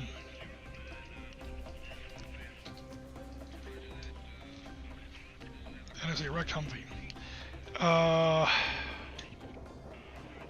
The guys in the Humvee are the crew, so they basically abandoned the Humvee. Yes. Alright, cool. Anything else direct fire? Yeah, we got the guys that shot last turn. Here in Romeo 3? Yes. Yep, they have an unfortunate plentitude of targets. You can shoot at them in the building, you can shoot at them in the open, you can shoot at them in trees. We'll shoot at the guys in the open. Alright, cool. You have quite a few points in there. 9, 13, plus 6 is 19. Did I do that right? 1 plus 9, 12. Yep. It was 19 last time around. So. Alright, awesome. That puts you on... Come on, machine, give me a break. That puts you barely on the blue row. -1. Yes. Oh boy. Alright, go ahead and roll. A 9. 9, -1 becomes 8. That is 1 casualty point. I never tried to rally these two guys. They're... Yeah. I rallied these guys down here. I did not rally this guy. Super fast. He's about to get pinned again. He did rally. He just got repinned. Yeah, keep them pinned. Okay. So, let's have some more fun. We'll take a shot with the RPG at the Blackhawk hanging around down. Okay, which RPG? This one here? Let's start with that one with the Okay. -2 on. Alright, so he's going to include the -2 on there. So, +2 for low altitude, -2 for your officer. You have to roll, what do we say, an 8 or less. Yep. Because he's considered an anti-tank weapon. Yep, AT weapon. Cool. So it goes +2, -2, 8 or less. 5. Boom! That's another shot down Blackhawk. Because my life sucks.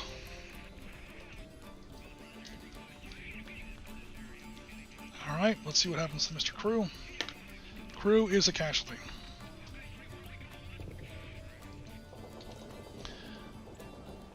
Yeah, this is that domino effect that you start seeing in the movie and in the real event, where it's like every time you rescue one bird, when crash site, another one comes down, and now you have to go rescue that guy, and it's like, oh my god.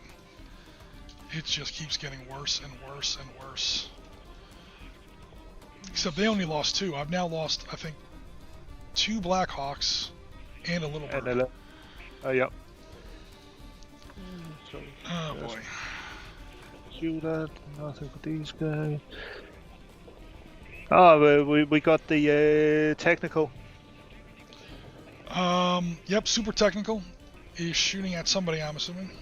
Yep. No. So it's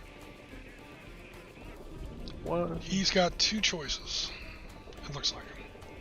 Yep. And actually, the mess is probably a worse target than the other one, because they'll be shooting along the edge of the. Either way, it's -1. Here we get benefit of the smoke screen from the burning tires. Yep. So that's a -1. Here you get a -1 for shooting through, along the edge. So they're both actually the same. And another -1 for the crash bird. Oh yeah, the bird itself gives cover. Yeah. Let's see. The smoke from the crashed helicopter does not provide a smoke screen, but the crashed bird itself. Yeah. So a wrecked helicopter provides cover, guys, only if there's nothing else in the hex. If he happens to crash into trees, you use the trees. In other words, the bird does not add a cumulative +1. It's just a +1 in the absence of any other cover bonus. He happened to crash in the middle of the street. So, are you going to shoot at the guys back at Delta 7 or forwards in, what is that, Hotel 6? No. Sorry, Hotel 8. We'll actually go for Hotel 8 anyway, because that I want to be able to assault into it. So if I can get somebody pinned there, I'm probably better off getting them pinned than getting somebody back. That thing is carefully designed to be just dangerous enough. 19, that number is not random. That number puts you barely on the blue row. So blue row, add 2 to your result. And please roll high. Yeah, it'll be 10 when the 2 is added. So. Oh, sweet, I got away with it. Holy, guys, I'm getting away with so much in this game, it's not even funny. They call me the bank robber because I'm stealing this game. This game should already be over. I also didn't design the best scenario, but It's fortunate that he's rolling poorly, because it's keeping the game going, because I didn't design the best game here. Okay, I'm sure you've got more direct fire coming. I'm looking for other things that can do direct fire. Okay, this stack you want to assault with, you can do Yep. direct fire and assaults. Well, then we'll do direct fire. Okay, and so for people in the chat, you can. Okay, you're not allowed to move and fire in the same turn. So you're like, how can he assault? Well, he can fire because he's already adjacent to the hex he wants to assault. So when he fires, the assault and movement phase, even units that fired can still get the advance and assault phase. So long story short, take your second shot of the day. Because he's already adjacent, not only that, but he can invest grenades if he wants. Because it's point blank, adjacent, direct fire. Ooh. So we'll actually throw in 3 grenades. That is legal because you have 3 units in that hex. You can go 3 grenades. Yeah, these guys are in so much trouble. It's not even funny. Alrighty. Oh my god, this is gonna be horrible. Oh no. That's what I'm aiming for. Yeah. But I feel like General Garrison back at the base. He's just like looking at these big TV screens going, what the hell is going on out there? I want my men out of there. All of them. 9, 13, 15 troops. Subtract 3 from the die roll for your grenades. Add 1 for my Blackhawk cover. My wrecked Blackhawk. So net subtract 2 on 13, 15. So that puts you on the gray row, and you are net subtracting 2 from your die roll. And yeah, I'll use the -0. Well, yeah. E5. 5 modified? 5 unmodified. Oh, 5 unmodified, so it becomes a 3. So that's 6 casualty points. Is that what you're telling me?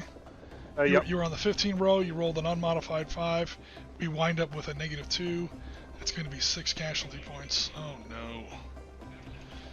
Yeah, I didn't think they were going to survive. Did not think they were going to survive that long. I think they might be toast. 6 casualty points.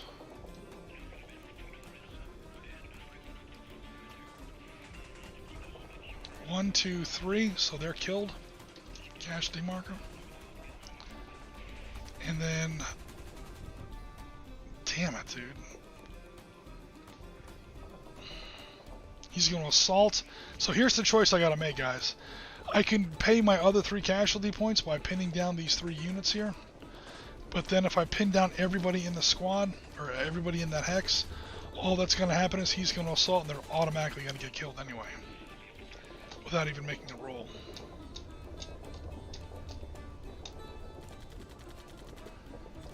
So, just so I can put up some kind of fight against the assault that I know is coming, and at least make him pay some kind of a butcher's bill, I'm going to go ahead and keep Thompson alive and pay my other 3 points by killing the medic and, who was that? Aaron. Lieutenant Aaron. So that's going to be 2 more casualty points in there. Now, there's only 1 guy in there, so I have to pick which unit I want, because I know he's pretty much going to die in a minute. He's going to keep the law. He's going to fire his 1-use weapon, his law, and he's going to fire the law as they, I assume, charge at him down the street. Yep. Oh no. Come on and scroll, machine. Damn it. Yeah, that's not going to be good. The only good news is that he's used up 3 of his grenades. Okay, I'm assuming there's going to be some more direct fire coming at me. Trying to see where can I. There's This guy's out of range. The rest of these guys can technically. No, they're shooting through trees. Never mind. Yeah, this map's kind of spread out. yeah. Immediately following is your movement phase, so you can actually redeploy some of your guys, the ones that haven't fired. Yep, and I think that's what we'll see happening. Technical gone, technical gone. We already fired that technical. All 3 of your douches are gone. Yeah, I did that. I killed 3 douches. Oh my god. Alrighty. We go now to your movement phase. So let's see, Romeo 5 will move into Sierra 6.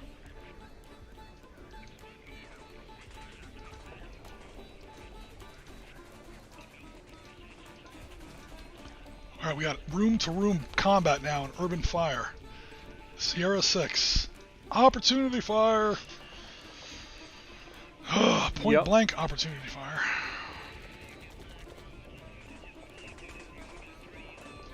Yeah, that's a bill I have to pay. Alrighty. Rangers, you gotta do it, man. Unfortunately for me, some of them are pinned. But the guy that's left's got a saw. Alright, so the pinned guy can't help, obviously.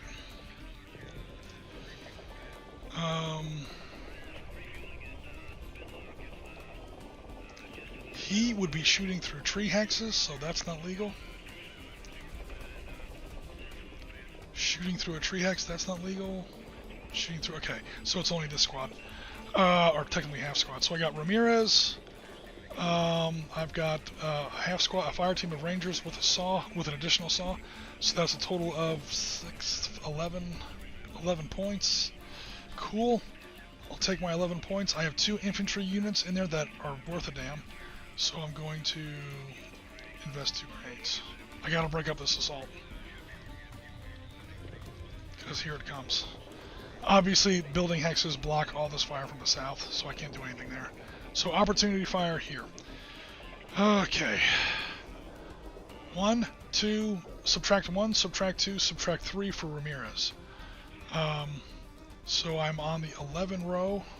I'm on the red. I'm on the gray row, and I am subtracting 2, net 3.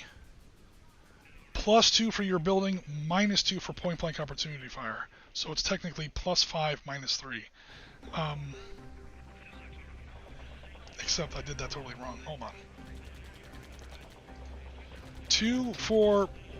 Here are my penalties. 2 for the building. And that's it. Minus 1 for the officer. Minus 3 for the 3 grenades. And minus 2 for point blank... Grenades. There's only 2 grenades, you're right. I meant to say 2 plus 1 equals 3, but you're right, I was totally wrong. So point blank opportunity fire, building, officer, and 2 grenades. These cancel out, it's a net negative 3 off the die roll. On the 11 roll. Please give me a good roll, I really have to do a lot of damage here. 7 is medium, 4 on 11 is 5 casualty points.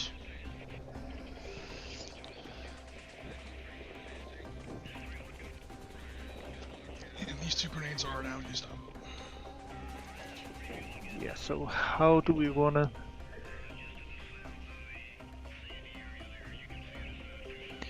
How do we wanna pay the butcher's bill?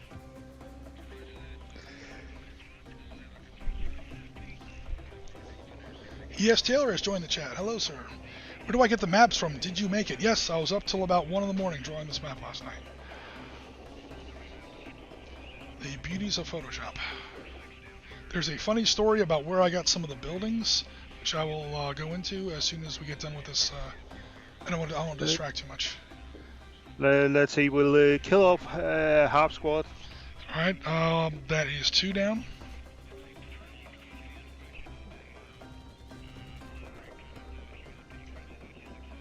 You said 5, right? Yes. Yep. The 5 is why I'm and I.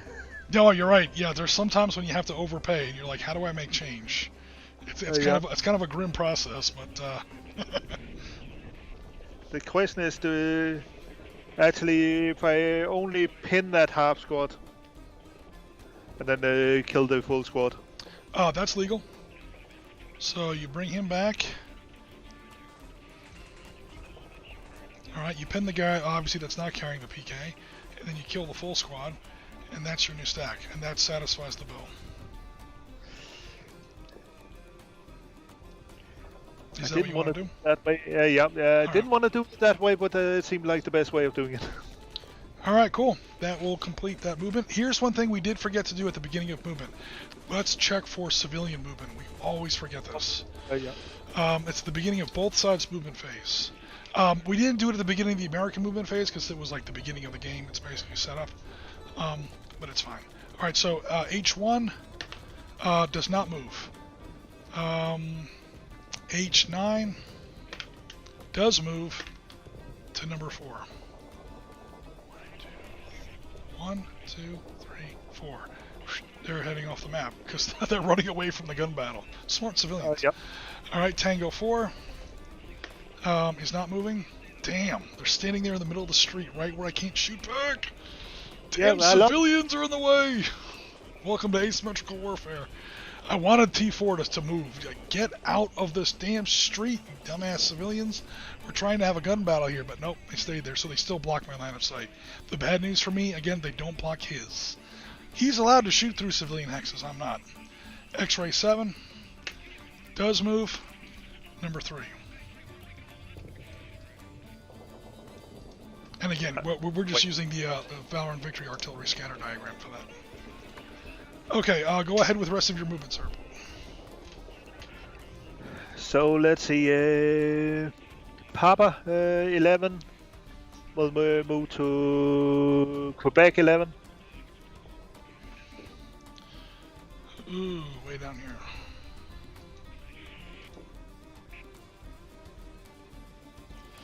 Okay, I'm not... Oh, Quebec 11, sorry. I thought you were moving into that hex with the technical. I know. I think that's a stacking violation, but no worries, that's not what you were doing. The whole idea is to use the assault move to move one up. Yeah, you've got 4 infantry units in that hex, and I don't think you have 4 infantry units in there with a vehicle. And well, so you can split it up and move some into Quebec 10 and Romeo 10 during your assault and move phase. I know what you're talking about. What you're talking about is legal, but if you move that whole stack into the hex with the technical, that creates a stacking violation. Yes. All right. And we'll move the guys in November 9 to Oscar 9. No, down. Oh. 9. Oh, the wrong. Right row, They'll wrong number. out into the trees. Into Oscar 9. Yep.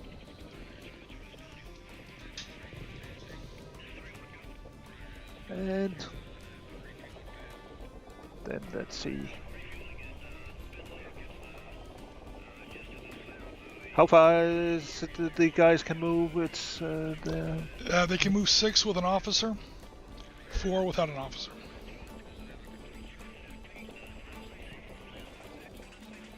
We'll take the other guys from November 5. Yep.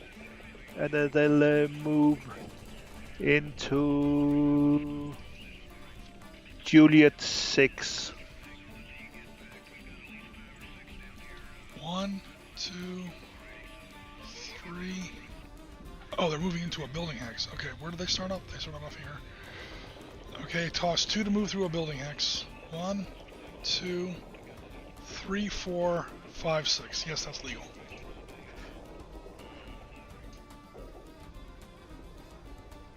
Just to put up the pressure on all of those casualty markers. God, they're so dead. And I think that might be it for my movement. This 8 never fired. Actually went into that officer, and these... And the RPG with him never fired. Because that's right, it was him that fired, that shot down the Blackhawk. Yeah, this whole stack hasn't moved, you're right. The question is just, do I want to move them out and take the firefight with the guys up in Gulf 2?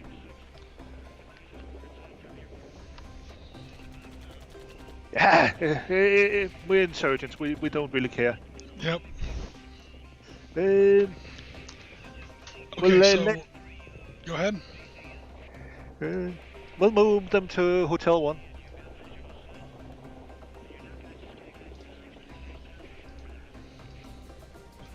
So straight up and through go 2 to Hotel 1. Yep. Oh, I got the map here. 1, 2, 3. Because that's not a building hex. We're going to take our opportunity fire there before you enter the hex with the civilians. Yeah. Okay, first, up low altitude, so he's blocked by the trees. Alright, so it's just the guys on the ground then. Alright, so I got a total of 6, 11 points, 11 points total. -2. I really need to roll well on this one. I'm on the gray row. I need to get a lot of points. -1 for point blank. Not for point blank. I don't get the point blank bonus. -1 for opportunity fire in the open. So it's -3 total. I can't throw grenades at this range also. But I can't wait till you get to H1 because H1 I can't really fire at you anymore. Yep. Down a bunch of civilians. The whole idea. I get the feeling that Rasmus would use the civilians, that he would assign those first 2 casualty points to the civilians. I get the idea he's just that kind of guy. Hey, when I'm playing Insurgents, when you're playing the Insurgents, that's exactly the way you got to play. You got to be the badass. I mean, you got to be the absolute villains. Yeah, sure.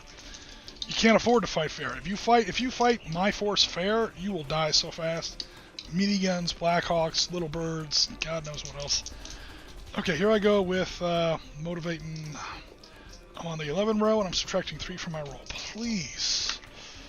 6 becomes a 3. I will take that. 6 casualty points. I think I may have broken up that assault. You might just have.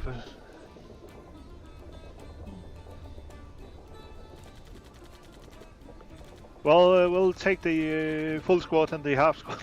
Okay, so basically everyone dies. 13 men just got chopped down. But he picks up the RPG and keeps going. And he winds up in Hex H1. Sweet. And that's, of course, his opportunity fire. Now that he's in H1, I have line of sight with my Blackhawk, but again, I can't fire the Blackhawk minigun into the civilians.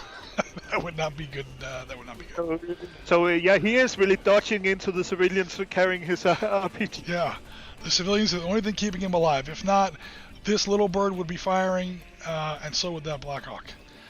Actually, that little bird's pointing the wrong way. That little bird has no door guns. That little bird only has forward-firing weapons. So I wasn't careful when I put him down. So his guns are literally pointing off the table.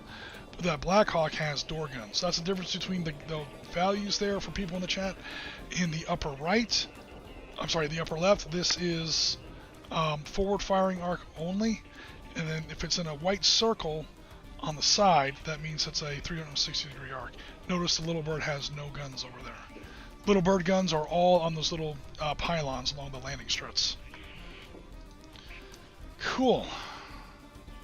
So I'm sure we have some more, or maybe not. We have no more movement. Don't think we have any more movement. We have some offensive fire. This is for my guys that are shooting that. Yeah, this is my defensive fire phase.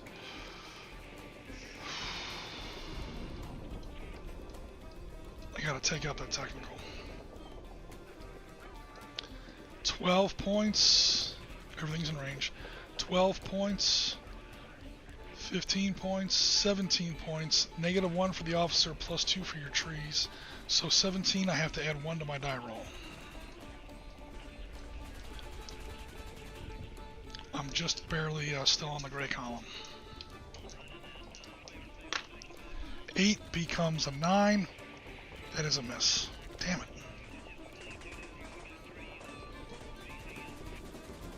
It lives to fight another day. Oh, does it? This guy took opportunity fire? No, he didn't, because you didn't move. So he's gonna take his defensive fire now before he gets assaulted. 7 points. Although when he fires off that, you know what I screwed up. I should have kept the saw. Because, okay guys, that black X on the law rocket means that it's an expendable weapon. You fire it once and it's off the table. So, I forgot that I had 2 basic fire phases until I died. So I said, oh, let me take the more powerful one-use weapon, but now I won't get to use it during the assault. So I have... That's okay. If you flip it around, I don't mind. Oh, no, it's fine. I have a total of 7 points. I am point blank. I am technically an infantry unit, so I'm going to throw in a grenade. This guy's like literally fighting for his life here. Because what's going to happen is he's going to assault. He's going to become a casualty, and when he succeeds in his assault, that's going to be 4 casualty counters captured. When a free world casualty marker is in the same hex as an unpinned insurgent unit, they're gone. Either shot through the back of the head, bayoneted, slit throat, or they wake up, duct taped to a chair in somebody's basement. It's double victory points. That's going to be 32 victory points. That's totally game. So I'm just trying to do everything I can to make it as costly as possible. So I have a total of 7. 5 plus 2 is 7. 7 points minus 2 from the die roll. 1 for my leadership, 1 for the grenade.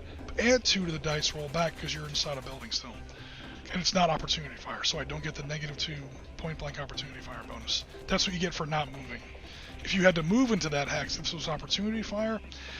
Sometimes it seems silly that there's a defensive fire and an opportunity fire phase. This is one of the times it really matters. This is why he built those 2 phases into his turn sequence.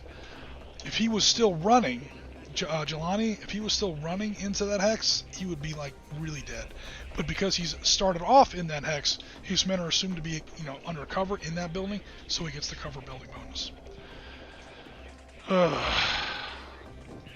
So, long story short, take your 3rd shot of the day. I'm going to need a big drink after this game. 7 points, no effect. No modifiers. I'm on the white row. 6 on 7 is 1 casualty point. Let's see, we'll pin the half squad. Okay, pin the half squad, and Mr. Full Squad picks up the RPK. Yep. Sweet. Other defensive fire. He took opportunity fire, so he can't take defensive fire. He does not have line of sight on anybody because he's blocked by civilians. Well, he technically has line of sight, but... So it's technically legal to fire into a civilian hex, you just really don't want to do it. Now, if that hex was like there was a nuclear bomb, it depends on the scenario. You have to get to that hex by the end of turn 4 or an atomic bomb goes off or something. It's technically possible, but again, any civilians that you kill, -8 scenario points. Or if you did the math and like these guys were all pinned down, say these guys were all pinned and you were about to assault in there, I'd be like, I'm about to lose 8 plus 8 plus 8 equals 24. Unless I kill them, I'm going to go ahead and shoot into the civilians. I'm going to take 18. I'm going to take 8-point penalty to save 24 points. So so it's technically legal. But yeah, it's got to be a weird situation like that. This guy has. Oh, this guy technically has. He can fire his miniguns into the technical. The Blackhawk can. Yep. 5, so he's on the white row. Add 2 to the die roll for your woods. Just kind of a long shot, but... Oh shit, 4 becomes 6. Holy shit. He just scored 2 points. Okay, I'm assuming the vehicle is now pinned. Yeah. And now there's 1 point left, because you can pin with the first point, which means I have to, that forces a check. If I roll a 5 or 6, I blow up that technical. Oh baby, please, please, please. I'm gonna lose so many guys, at least give me this. Yes! Technical exploded by Blackhawk miniguns. Talk about cinematic. Daboosh.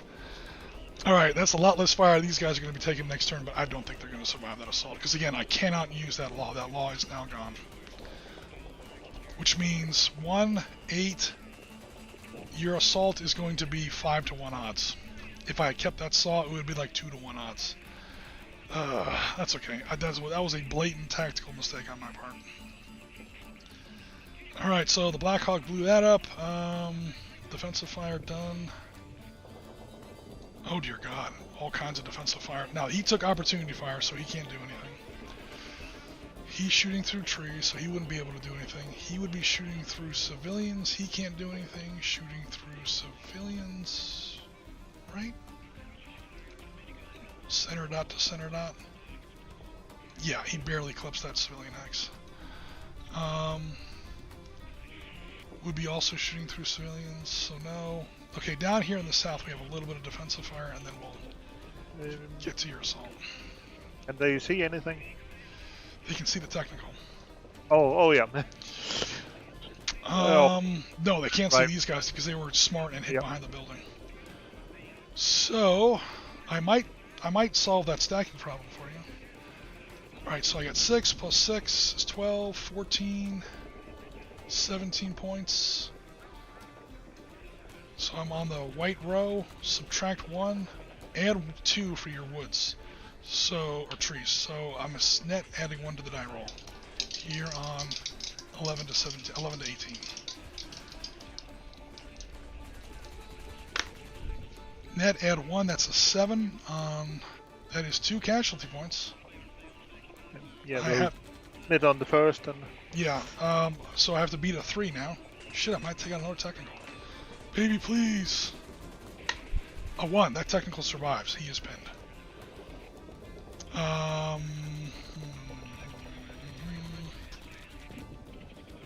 don't really have a pin. I'm just going to use this marker here to show that he's pinned.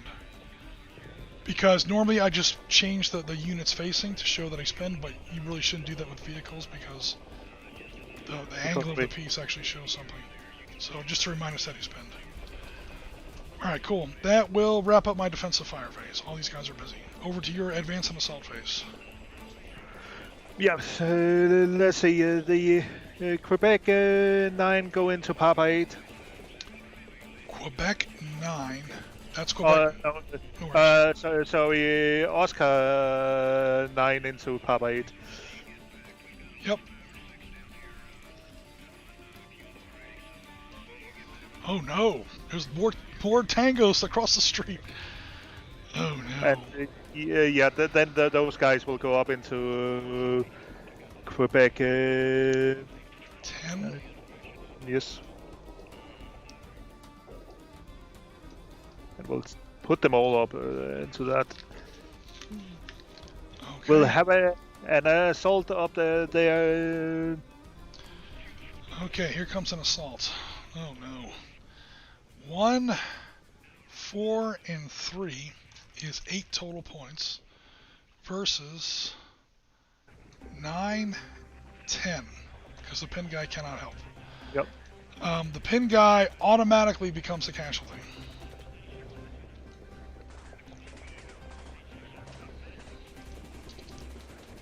At no cost or nothing. It's just he's just a casualty. Now, if I lose the assault, I will also lose that whole hex, including that casualty. So that's what I'm hoping doesn't happen. Okay, so you've got 2 infantry units in there. Are you going to throw in any grenades? We might as well throw into 2 grenades. Alright. I'm burning through the grenades fast, but... oh yeah. I think so will I, because I've got 2 infantry units in there, and I really do got to win this. Or else I'll lose 3 more casualty points to the enemy, which is even worse than just dying. Okay, so this is gonna be a bloody one. It is, you don't match me. You have a total of 8 versus my total of 11, so it's 1 to 2 odds. -1 for your leadership, 2 grenades. -1 for my leadership, 2 grenades. It all washes out. We're just on the 1 to 2 table, which means you have to roll a 2 through a 5 on 2d6. Yes, you want to put on my camera? There Yep. we go. 5 or less, guys. Oh no! Successful assaults. My entire stack is wiped out. First of all, let me get rid of grenades. This is all still on turn 1, guys. Bloody Mogadishu. Okay, so these three are off the table. Now, I was in trees and there were 2 casualty points. That means that cost you 4 casualty points to do that assault. Whatever the terrain bonus was, and 1 point for each infantry unit that was in the hex. Yep. So I don't think you occupy the hex. Because it costs you a total of 4. Yep. I think we wiped each other out.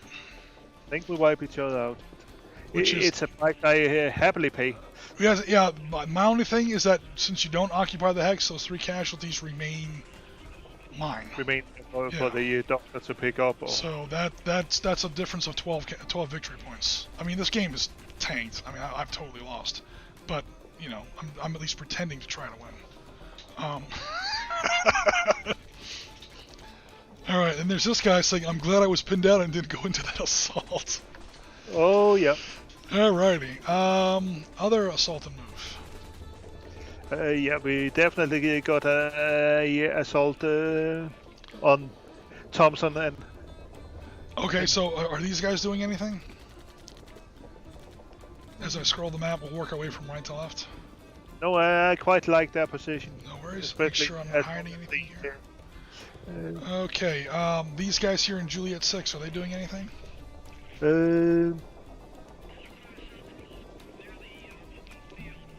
Again, I-7 is an open hex, because I didn't draw that part of the map very well. Question is, do I want to go into I-7? Oh no, I'm saying you may not want to go into I-7 because it's an open hex. I know it doesn't look like it, but.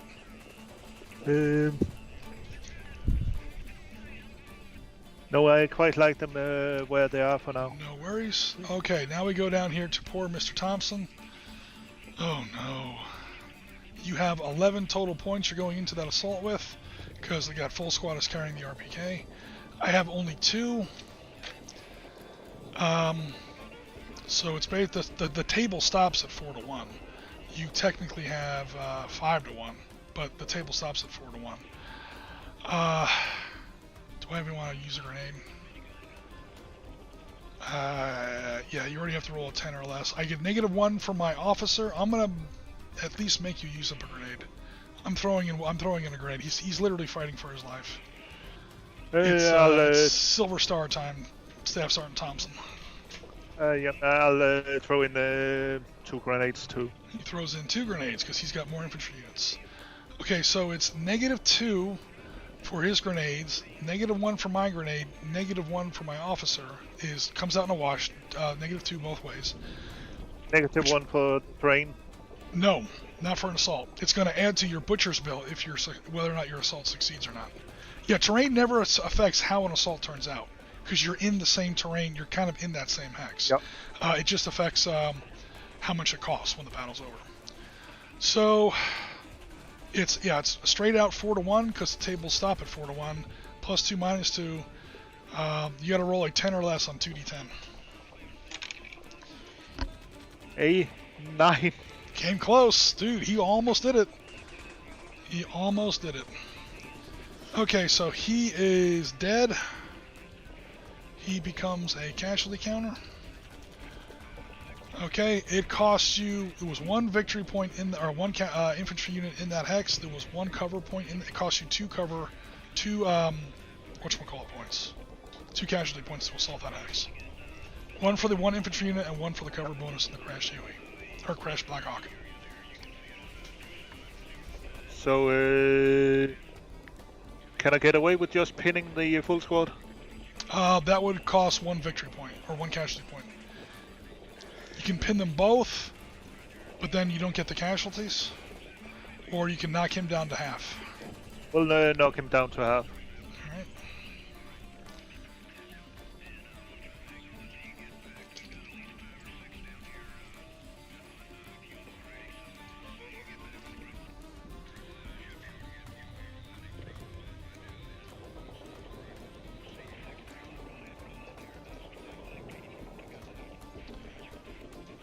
Alright, and these 4 casualty points are now gone because there is unpinned insurgent infantry in the hex with American casualties. We will invert them to show that they are not secured, and wow, they go on the oof. That's 32 victory points right there. Oh, Jesus. Oh my god, it's worse than the real event. Okay. Any other, you technically might have an assault up here if you wanted. Yeah. I mean, there's a pinned unit in there, so as soon as you assault, you automatically kill the pinned down guy. It might make it worth it, although it is a -1 leader. Yeah. No, Or, I got a plan for him, so... Okay, so does he want to fall back into the building instead? No, he'll hang out with the civilian and hope that the civilians don't move. Okay, cool. Now again, I'm allowed to assault into a civilian hex, especially since I've already lost the game. I don't really care about points anymore. These rangers are dangerous now. They're actually kind of pissed off. They know they've lost the game on points.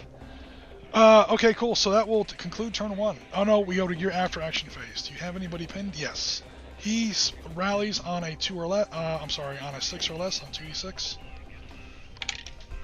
8. Does not rally. He rallies on a 6 or less on 2d6. 4. He does rally. And I think that was it. That is after action phase. Sweet. Alright, I will now catch up on chat finally. Yeah, don't have much in the way of pin, and you promised the story about your buildings. Right? Yeah, Somali units, they don't really get pinned, they just get wiped out. Okay, so turn 2. First thing that happens is anything automatically rallies.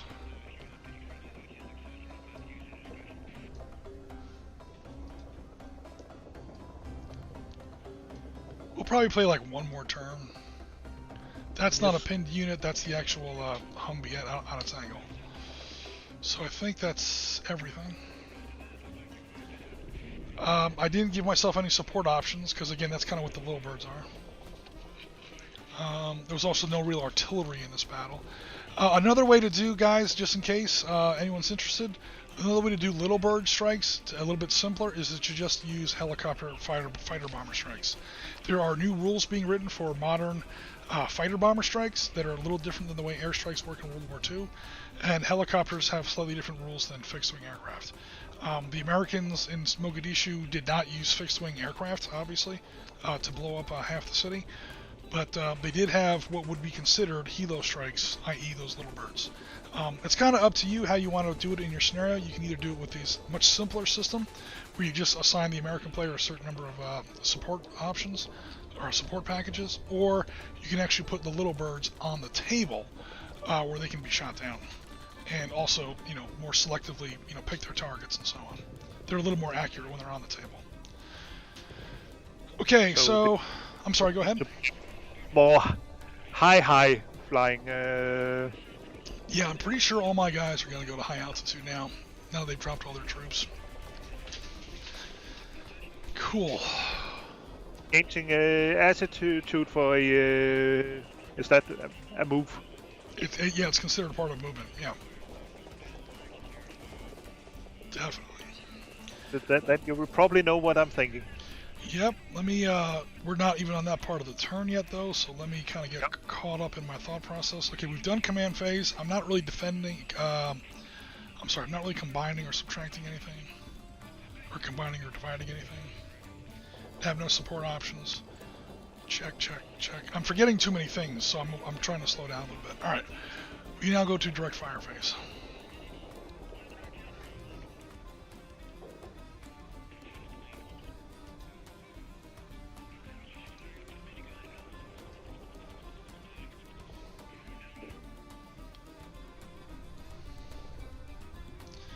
Nope, they get sneaked by that wood sax there.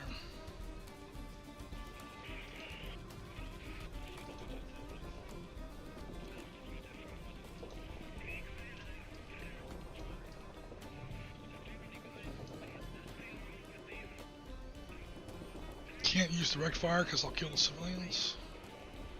Well, you could, but it'll kill the civilians.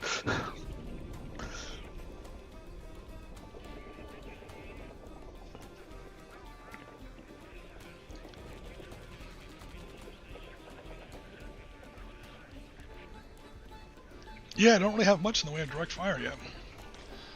Holy crap. Alrighty, I'm looking at a total of, what do we say, 17? Thanks.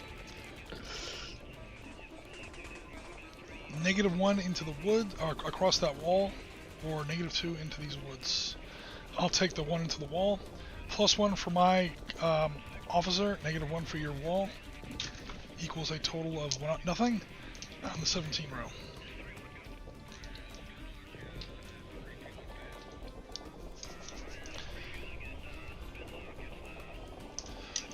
Nice low number, please. Oh my god, that's the worst. 10. Whiffed. Oh no. Okay, that kind of sucked. Yeah, that's going to be it for my direct fire. We now go to my movement phase.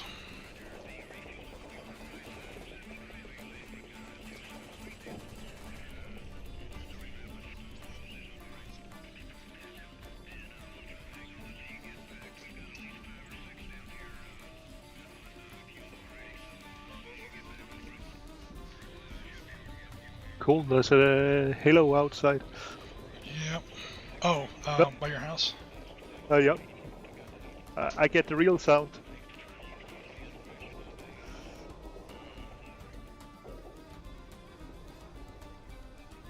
Probably just traffic control for the local interstate, but... Let me be smart. Let me be smart. These things have infinite movement. Use that for a damn change.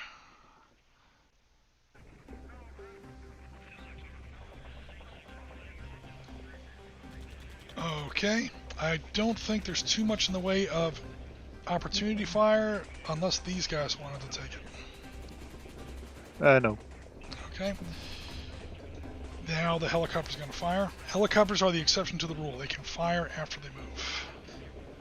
So 5 minus nothing. Oh no, they have a Blackhawk in there.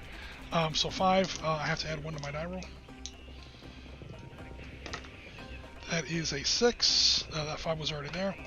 Add 1 to the die roll, becomes a 7. That is 1 casualty point on that stack. We'll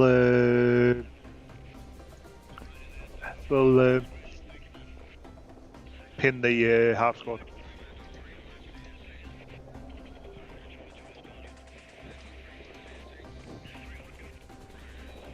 It's a 0 leader. It actually makes more sense to pin the 0 leader. That's true, because he doesn't provide any kind of bonus. Yep.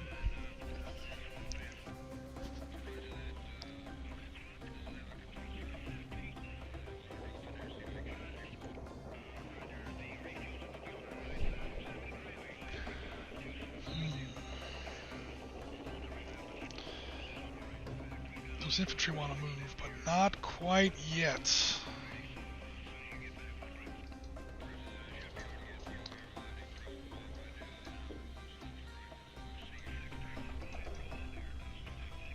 Bring to front.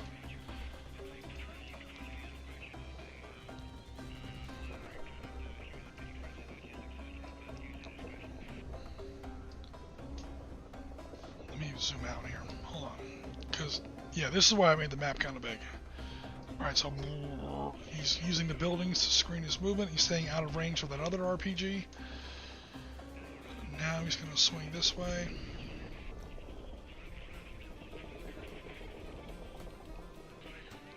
He's got buildings between him and other ground fire. Yep. I want to stay exactly 1, 2, 3. I gotta start getting cagey here. 1, 2, 3, 4, 5, 6.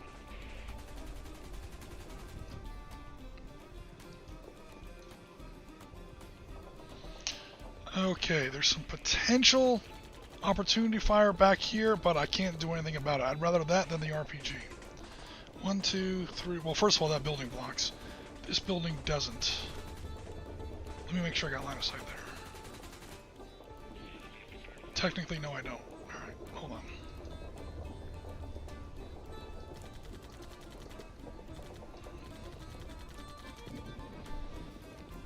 One, two, three, four, five, six. The RPG is out of range. This RPG is blocked by building hexes. I do have a little bit of an issue here. 1, 2, 3, 4, 5. But if this stack fires at me, that opens the door for these guys. So Yep. Either way, I hope to get something out of it. So I think the only opportunity fire that can be taken, it's up to you, is that stack in Romeo 3. I'll hold. Okay, cool. Little Bird, oh, sorry, I keep forgetting to do this. Little Bird now cuts loose. Little Bird has a range of 10 with his one-shot only weapon. That's his rocket pods on the side, and 12 range of 7 with his miniguns. So he's going to go ahead and take that. Come on, Little Bird. So C is his anti-tank value. He's not shooting at tanks, obviously. So he'll use the 20. That's his one shot only. He gets to use that 20 only once. Those are his wing-mounted rockets. Then he's got his miniguns, which are 12. So in this one turn only, he gets a total of 12 plus 20 is 32. Which he is now going to shoot into that building. He has to add 2 to the die roll for your building. If I can find the stupid fire chart. How did it get way down there? It was selected when you moved something. Oh, that's right. I moved the helicopter. Alrighty. Fucking Snake Eyes. Oof. I'm 32. Holy dog shit. That was on the yellow row. Yep. I have to add 2 to that, so it only becomes a 4, which is 7. And he's not an infantry unit. He can't become valorous. Can you imagine a valorous Little Bird? So it's 7 casualty points in that hex.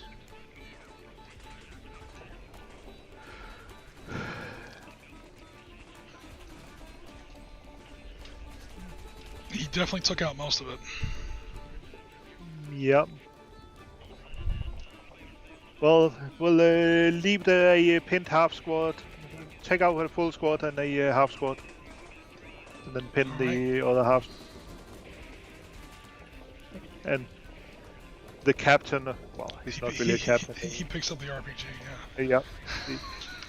The high value target in there. Oh my god, that was pretty cool. You want to remove those I've gotten lots of good die rolls. I'm not complaining about my luck. I just didn't design the best scenario. We're still kind of testing out these rules, and I have made some dumb mistakes. And I purposely made one dumb mistake. I just wanted to see what would happen. Oh yeah. When that Blackhawk went there. Shit, that was cool. Okay. Other helos. Well, I only have one more helo. And of course, this Little Bird can only do that once a turn. From now on, he only fires 12, not 32. Okay, this guy is also going to stay low. The moment he moves. Oh, Mr. RPG, that's right. I forgot all about that. That's why he's hiding in the civilian sector. Okay, what am I going to do with him? He can't shoot. I have to move somewhere. I wasn't going to go to high altitude, to be perfectly frank. So he was going to back up. So as he backed... Oops, I got the map selected. Actually... if he goes here... He's blocked by the trees. Okay, and I can't take a shot at him in F1 when he starts to move. No, it's when he expends a movement point. Yeah. Now, if I did something stupid like I went straight to high altitude, then yes, he's still on F1. So I'm trying not to do that. So 1. Can he go low altitude over a building? Yes. Okay. Just you said that what he needed to take into account for buildings, but it's just for line of sight, yeah. Yeah. And even if he was, by the way, I should also specify. Even if he was at high altitude, he would still be safe. Because of the trees that you're immediately behind trees. The trees that you're immediately sitting behind actually keep him safe no matter what his altitude is. Helicopters. I should make up a rule though that if you're at low altitude you can't fly over buildings. You're basically at building level. That's actually a good point.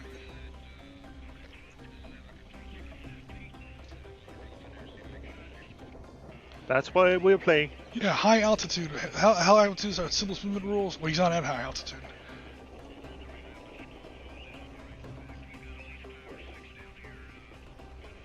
I totally put this in here. Oh, exception. There is no line of sight, line of fire between a helicopter and a ground unit if the ground unit is immediately behind a woods, jungle, or building axe. Okay, so he doesn't have to be low. Pretty much. The problem, he does have to go to high, because if we're going to adapt the rule that he can't be at low altitude and fly into a building hex, if he goes here, you can now see him. Yep. So he's going to have to go to high, and I specify this because you can only change altitude once, or you can change altitude at the beginning of your turn and at the end of the turn, but not in the middle. So he now has to fly at high altitude. 1, 2, 3, 4, 5. Which means everybody can see him if they're not immediately behind something. Which is actually going to change a few things.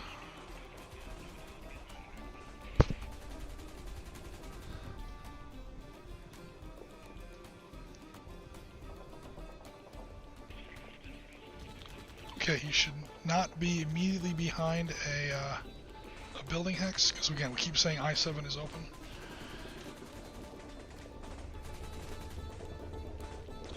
The Blackhawk has door guns, so he has 360-degree firing arc. So I'm not worried about his facing. He's only 5 points. Add 2 for your building.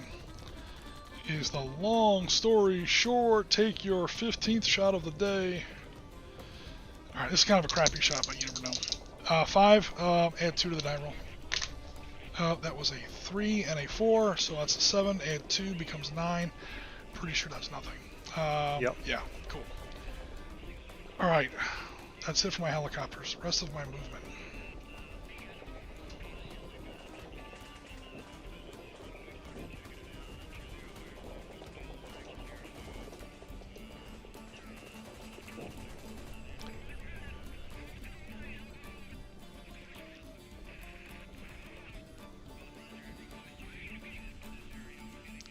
One, 2, 3, 4.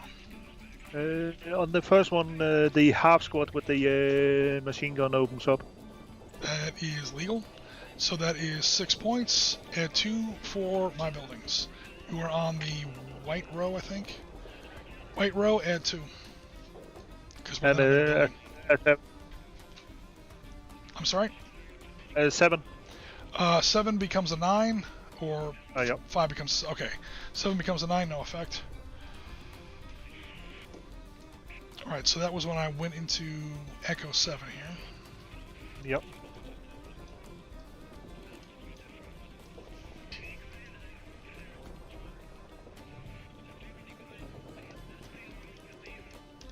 Then you can continue your movement. Yeah. I'm just... Now I want to figure out what I want to do here.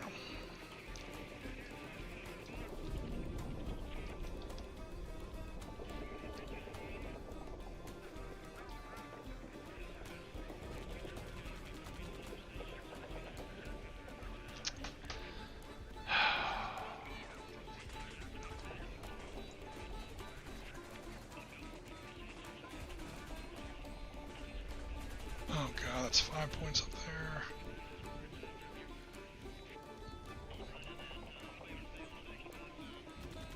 Yeah, I'm gonna go ahead and finish. I was originally gonna split this group and do something crazy, but assaulting this group here, even if it's successful, is gonna cost me. It's gonna cost me a lot. It's gonna cost me 3 casualty points, 2 for the building, 1 for the infantry unit. Yep. He hasn't taken his opportunity fire, so he might as well. This is true. Oh no, he's -2. Oh, that was a dumb move on my part. -2 for your officer, -2 for point blank opportunity fire, +2 for my buildings. It's a net -2. You have a total of 5 points. RPG plus your guy. So you're on the white row, subtract 2. I'm sorry? Yeah. I forgot how dangerous he was all by himself. It won't be that bad. It's an 8. An 8 becomes a 10. No, an 8 becomes a 6. Sorry, 2 casualty points. Damn it.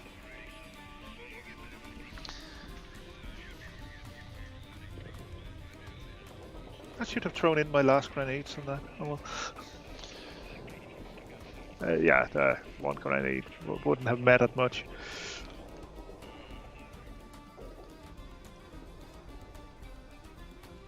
But it broke up the assault, unless you unless I'm really suicidal. Yep. Which we're still at 1-1. I just did the math. But even if I succeeded, I would pay 3 casualty points, and he's only 1 casualty point. I would lose my lieutenant. Yep. So I don't think I would do that. Anyway, what else was I doing here? Oh, okay, more movement.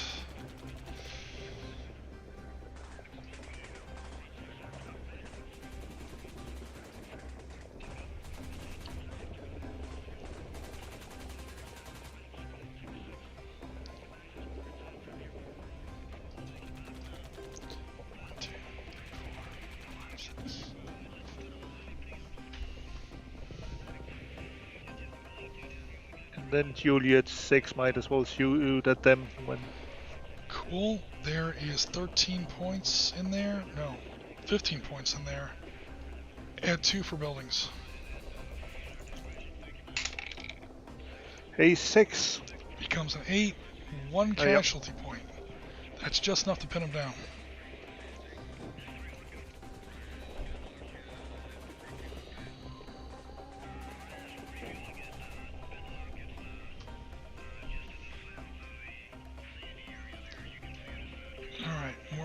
They fired, so they're not moving.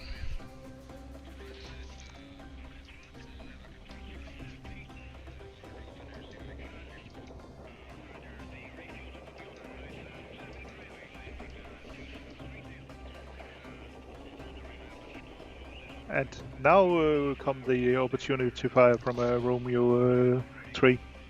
Cool. And Sheriff 6. Yeah, they gotta be handled separately, but that's totally 2 more attacks. Okay, so that is, oh god, a lot. 13 plus 6 is 19. Holy crap, that's a powerful axe. 19, that puts you on the blue row. Add 2, -1, net add 1 to your die roll on the blue row. 9, 13 plus 6 is, 19. That barely puts you on the blue row. Shit. A 7. 7, add 1 becomes 2, is 2, add 1 becomes 8, it's 2 casualty points.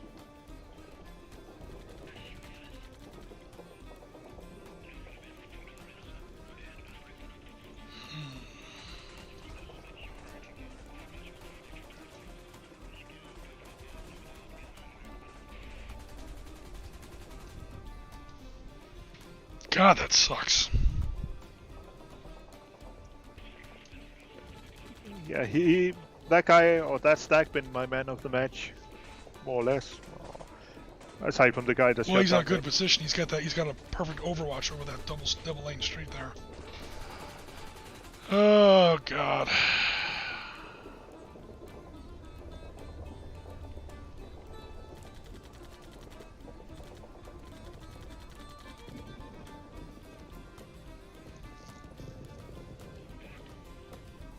Bad news is they made a room that you might be able to get your doctor in there, your medic. Yeah, that's if I decide to. You know what? I have to. Alright, so I'm just gonna put him off to the side here. Get him off the map so he doesn't become a zombie. except the problem is I had to overpay. Is anyone else going to shoot into that hex? Like this guy S6? Yeah. So we should get a total casualty point before I make any decisions. All right, so Okay. 4 into here. Add 2 for the die roll.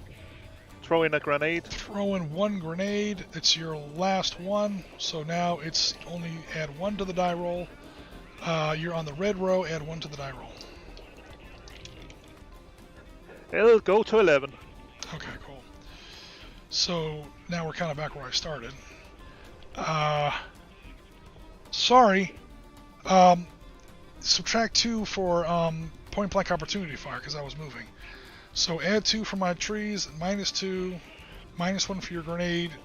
It would actually, if you rolled a 9, that would go down to an 8, which is still a miss. Okay, cool. But let's make sure we do all this right. It's just a half squad of Somali pirates.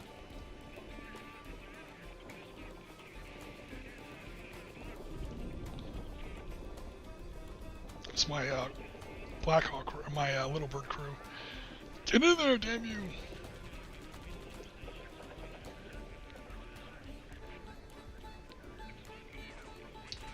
Actually, don't do that.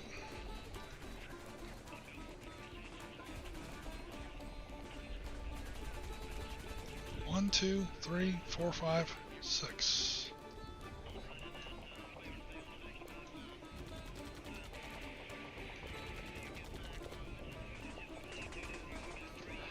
Okay, let's finish up movement quickly. Vehicle, vehicle, vehicle. Now that this guy's taking this opportunity fire. 1, 2, 3, 4, 5, 6, 7, 8, 9, 10, 11, 12, 13, 14.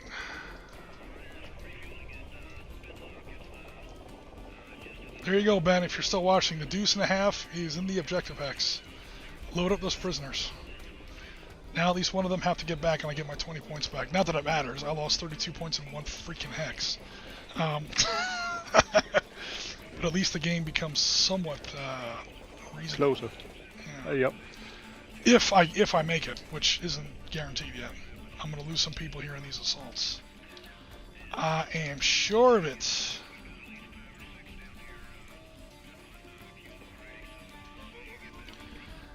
Okay, and again, he fired, so that's going to be it for my movement. Okay, over to your defensive fire. Yep. And the only thing I think I got is Papa 8 and Quebec 10. Yeah, I'm pretty sure these 2 guys haven't fired yet. These guys are in a hell of a crossfire. That's a really bad position for them. But I think everybody else have a... Yeah, this technical is pinned down. Everyone else is either still pinned or is taking opportunity fire. Yes. Cool. So let's start with Papa 8. That's 12, 13, 16. Looks like it. Yeah. 8 and 8 is 16. Subtract 2 for my buildings. You don't have to pay for your own wall. You're obviously shooting over your wall. So it is... yeah, 18. Subtract... Or, sorry, add 2 to the die roll. So you're on the gray row. 6. 6 becomes an 8. That is 1 casualty point. Okay, I'm assuming he's taking more fire. Yes. In the south. Okay, Quebec 10 has 9, 13, 17, 19. Jesus. He has 1 more point, so he goes up a notch. He's on the blue row. Again, only add 1 to the die roll. Because he has a -1 leader. Yep. Oh shit. Yeah, that hex is much more dangerous. It's a whole nother odds row, and he doesn't have to subtract an additional point. And Snake Eyes, if I can find them on the camera. Oh no, Snake Eyes! We have valorous Somalis. They really compute stuff down there. Oh god. Well, first of all, that's 6 casualty points. Is that including the one from the other guy? Oh no, that becomes 7. So I kill him, I pin the officer.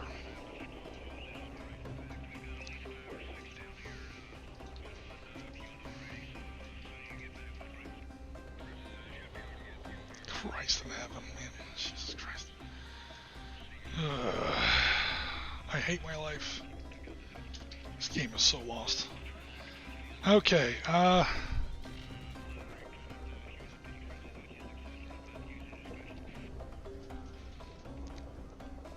guys, I'm rolling around on the floor. You got a Charlie horse. Oh no. I hope you feel better soon, Warpabite.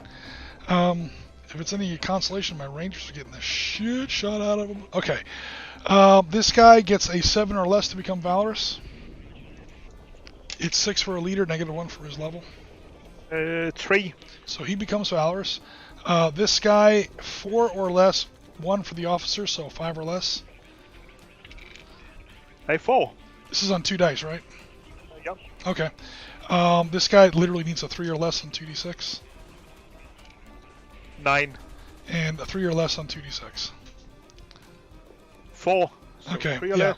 Yeah. It's the Get it. casualty rating of the unit. And I'm not even sure if this is canon, but I always add the leadership bonus if there's a officer on the stack or a leader on the stack. And it goes by casualty rating because it's like, okay, casualty rating is basically how many guys are in that unit. So it's like, what are the odds there are that somebody in that stack just became a bona fide badass?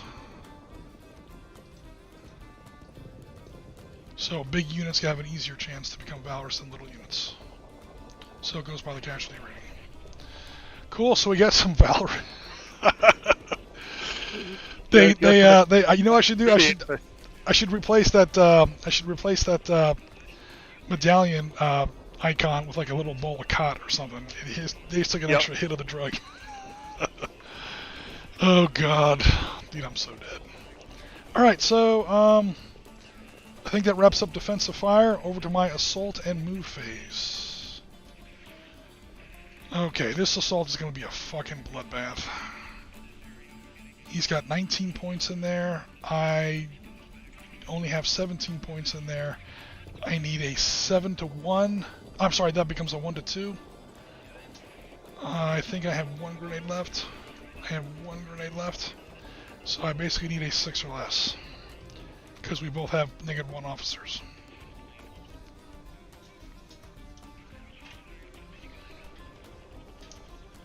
Oh no, Mr. Machine. What am I doing here? That is a 5. That is a successful assault. That stack is wiped out. Unfortunately, we are looking at 1, 2, 3, 4 infantry units in that stack, plus 2 for the building. That cost me 6 casualty points. 1, 2, 3, 4, 5. That's law is used up. He's in there all by himself. There's no other way I can really do that. 1, 2, 3, 4, 5. No, I have to do it that way. Yeah, I'll take it.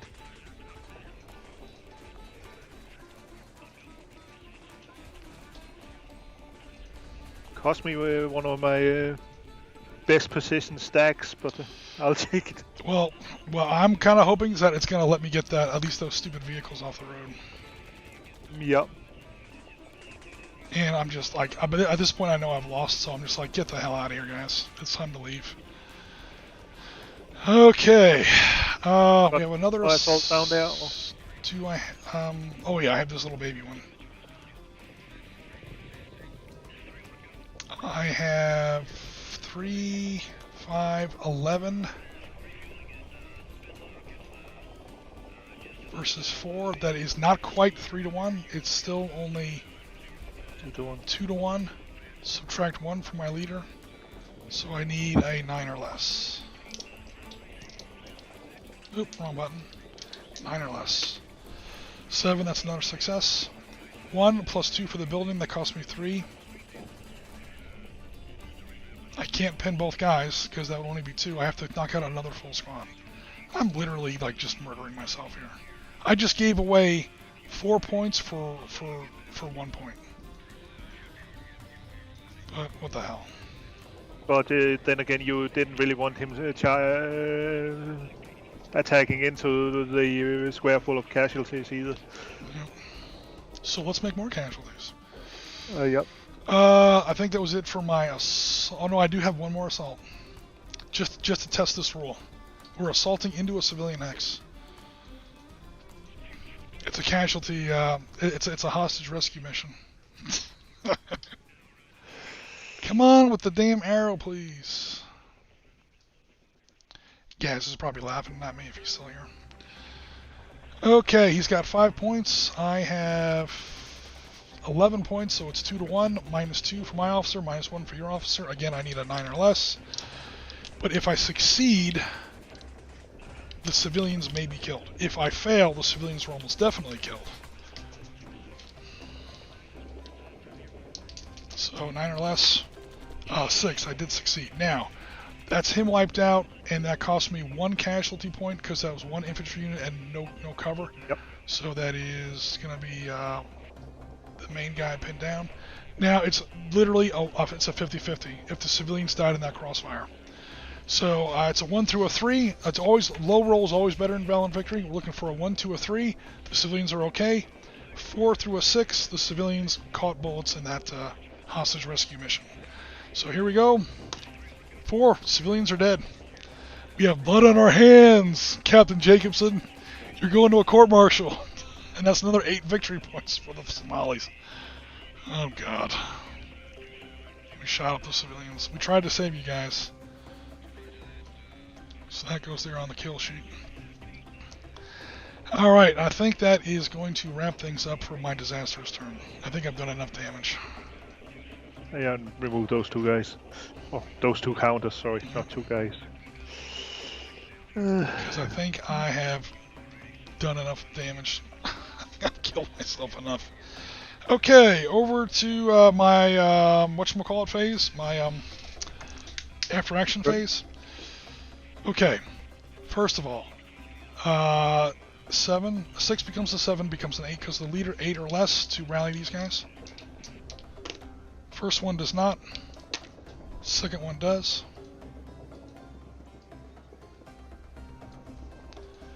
That guy has no leader, so he has to roll on a 7 or less. He fails. Well, then that's an 8 actually. Yep. Okay, he has a 9 or less because he has a +2 officer with him. He definitely succeeds.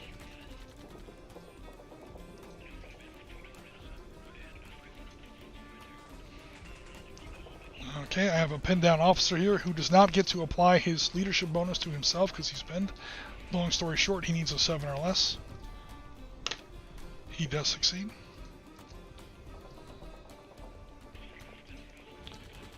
Okay, now, oh, that grenade is used up. He's going to roll an 8 or less to try and evacuate a casualty. He fails. He automatically evacuates a casualty because he's a medic.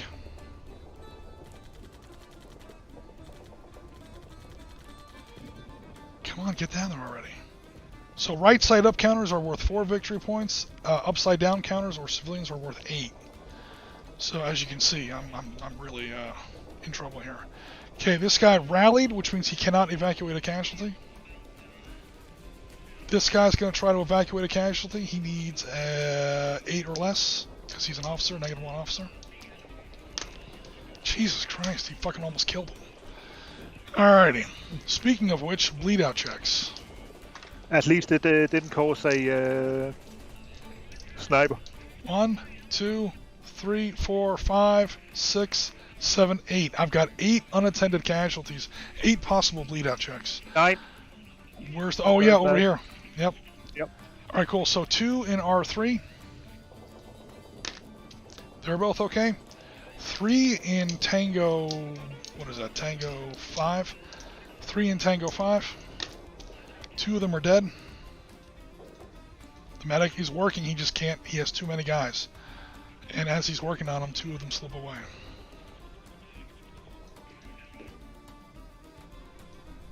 There's another 16 friggin' points.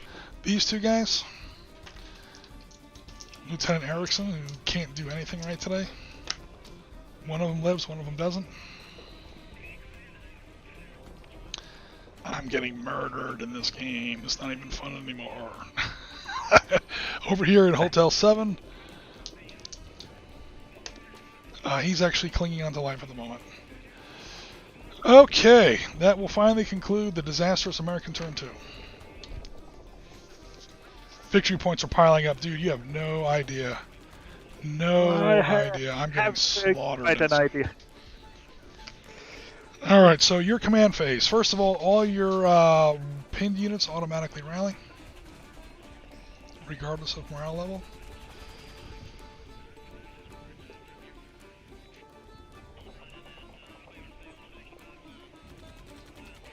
Okay. Second thing we go, any divisions or... Indigo 9. Oh, yeah, there's one more, yeah. Thank you. Okay, any divisions or combinations? Don't think so. Cool. I think we're more or less good as we are.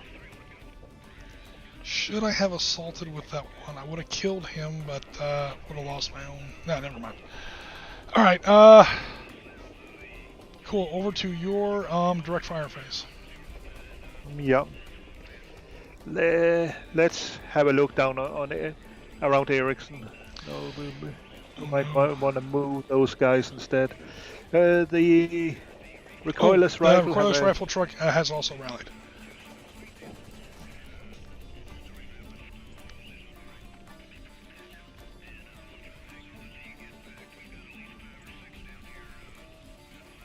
We want to move these guys. We want to move those guys.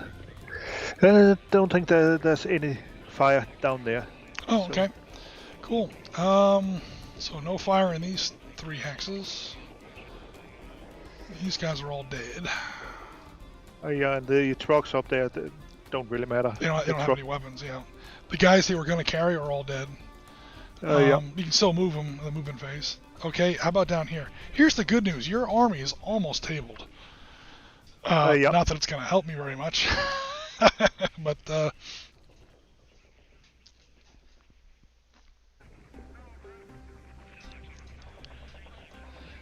so you've got fire down here if you want any.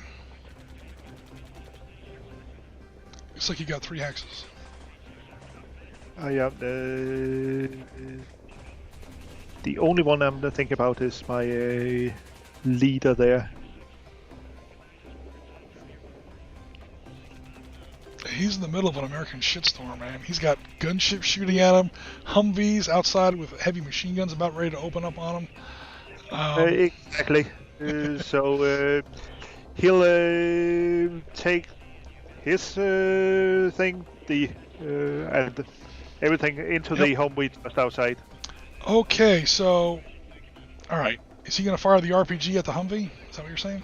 He's going to fire the RPG at the Humvee, yeah. Okay, cool. He needs to roll a 10 or less.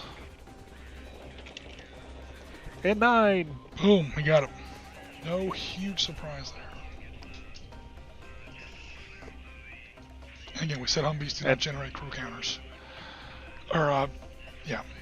So, now what didn't fire is the half squad with 4. So he gets to shoot at something as well if he wants. Okay.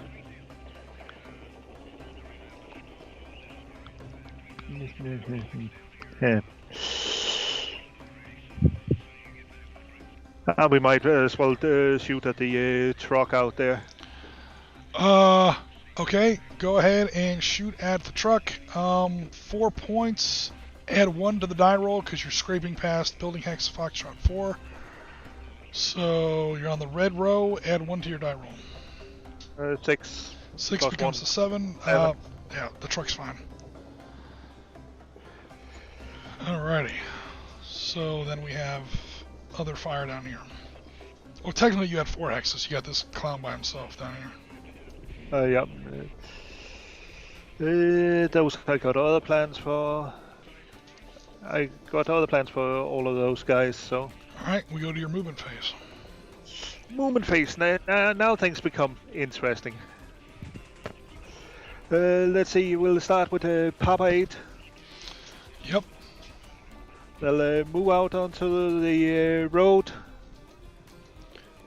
right, north or North, so it does cross 1 extra point to cross that wall. So 1, 2. no, Quebec 8. Sorry. Okay, cool. No worries. 1, 2. Oh, he's setting up an assault. All right. Up to Quebec 7. I know I'm going to get ambushed and assaulted, but these guys can ignore the first couple of casualties. So, against my better judgment, I'm going to take the opportunity fire with 5. I have no grenades left. Subtract 1 only. Subtract 2 more for point blank opportunity fire in the open. So it's going to be 5 minus 3. I'm on the white row. Subtract 3. Come on, Erickson, do something. You are literally like the clay pigeon of this game. Okay, you did a little bit better. A modified 1 on that's 6 casualty points on that stack. Erickson by himself with the saw just chopped up like 12 dudes. Yeah, that'll be the full squad and the half squad.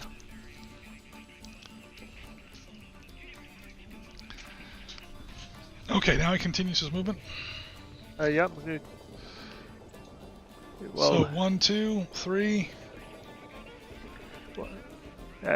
no, in that case,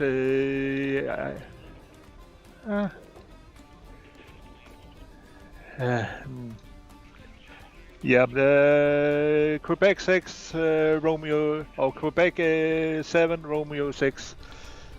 1, 2, 3, 4, 5. And now he's probably going to take more opportunity fire from another clan. Yep. So, alright, what he's doing here is he's sending in Mr. Buka, what is his name? Burko, on a suicide mission to use up all my opportunity fire so his real guys he cares about can do assaults with no problem. Is what's coming down.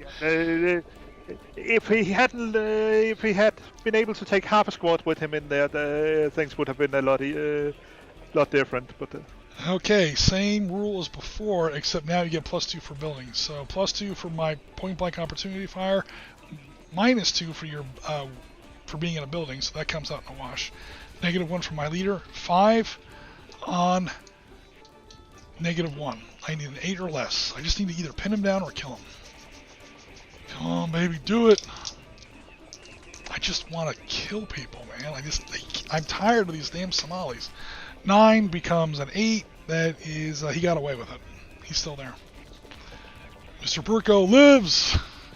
Damn this guy. Alrighty. Rest of your movement. As you guessed, they'll come out of the woodwork. Okay, so now this great big stack here is moving.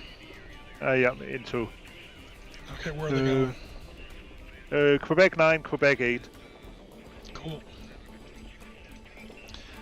No gigantic surprise there.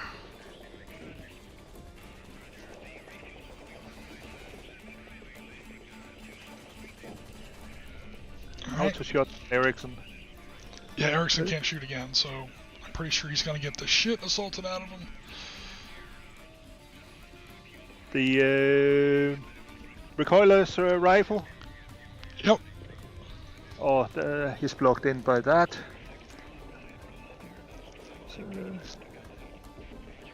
So yeah, he'll move to turn around up to Romeo 9. Romeo, no, I'm looking for where the heck. Okay, I see it now. It's Alright, cool. So that's 1 point to turn. 2. Then move into Romeo 9. Yep, that's 2 points. 1 for the turn and 1 for the movement. Yep. Turn to Quebec 9. 4. And then gun it up to turn north. And gun it up to Quebec 5.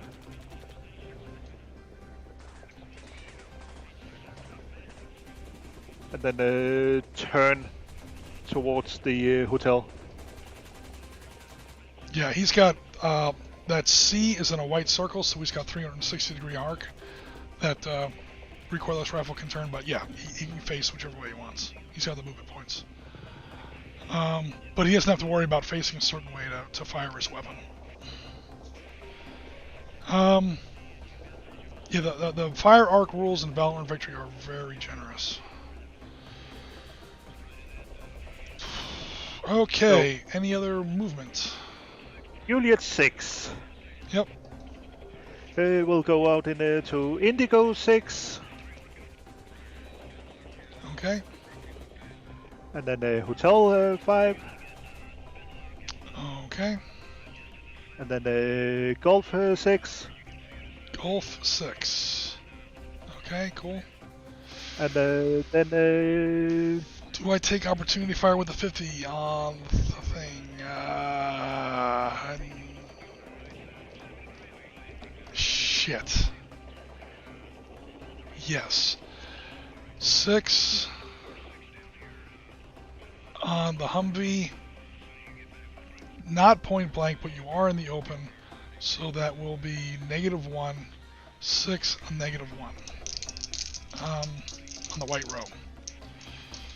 I have to declare this now before you enter the building. I can't say, oh, can you move your guy back and do opportunity fire? That's not cool. So that's why I... Yeah, 6 becomes a 5. That is 3 casualty points. So how do we want to pay them? We'll take the half squad and we'll take the leader.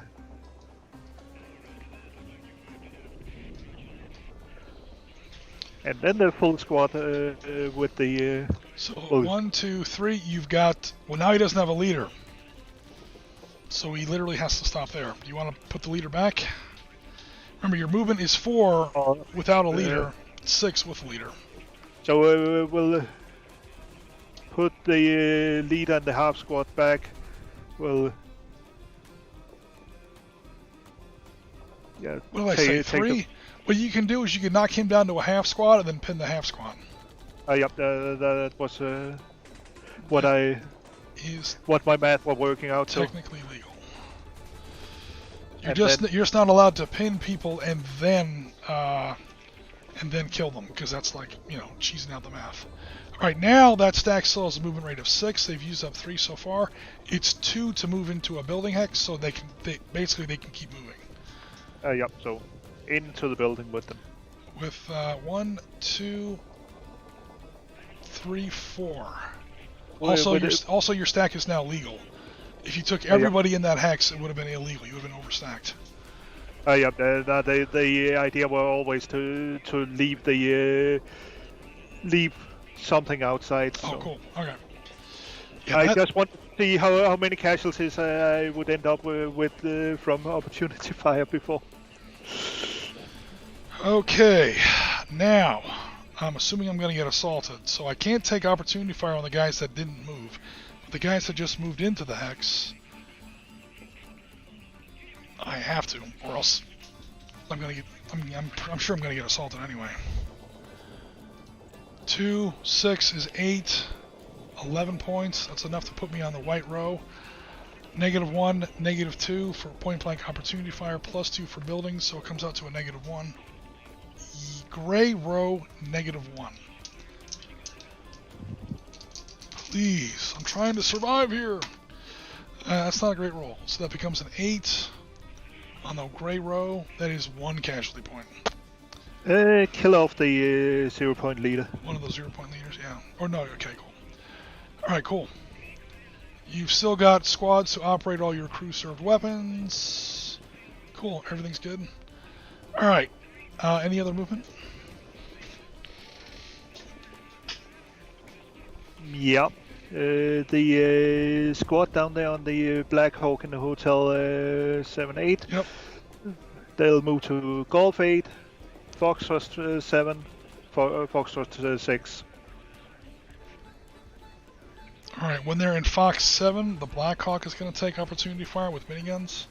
5 -1 for opportunity fire in the open. Because I'm assuming you're not moving into E8, so I have to take the shot now. Because I'm afraid you're going to duck into that building. 5 -1. There we go. 3 on 5 is modified 3, because again I'm subtracting that 1. 3 on 5 is 5 casualty points.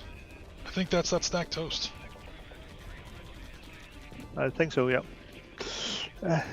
It was worth a go.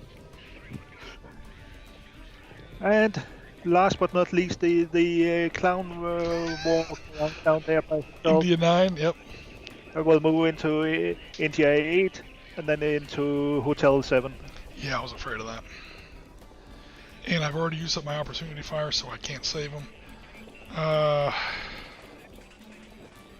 So he now falls into enemy hands. It was a question of trying to draw out the opportunity fire to be able to do that as well. Well, I'm also thinking you were setting up a double assault on Hex. What is that? Echo 6? That were in the plans as well, but yeah. So I kind of had to pick the lesser of two evils there. And I think I have moved all of my guys now. They would have been out of range. Where the heck's my other Blackhawk? That's him. What the hell did I do with him? Oh, he's way the hell down here. Okay, cool. 1, 2, 3. He's blocked by buildings. Never mind. Alright, I'm just making sure I had nobody else that could have helped out there. He would have moved up there. Yeah, totally blocked by buildings. Alrighty. So, over to my defensive fire. Now that we're done with your movement, I think everyone is fired that has a shot. I think so, yeah. Actually, this guy. Oh, yeah. Now, he only gets 12. He's going to take his 12. Plus 2 for your buildings. He's just going to fire miniguns, man. We saw that in the movie where it's just raining brass. That's what he's doing. He's just spraying that building. What's that movie, The Last Action Hero, where a OH-6 with miniguns is just sawing a building in half with miniguns? Irene, baby! Fucking Irene! So 12, I have to add 2, so I'm on the gray row, I have to add 2, that's the bad news. Come on, give me a good roll. Oh, that's the second Snake Eyes in a row on camera that Little Bird has hit. Second Snake Eyes in a row. That one unit. Holy dog shit. Now, he's a lot lesser of attack this time. He's only on the gray row. He has to add 2 to his, becomes 5 casualty points.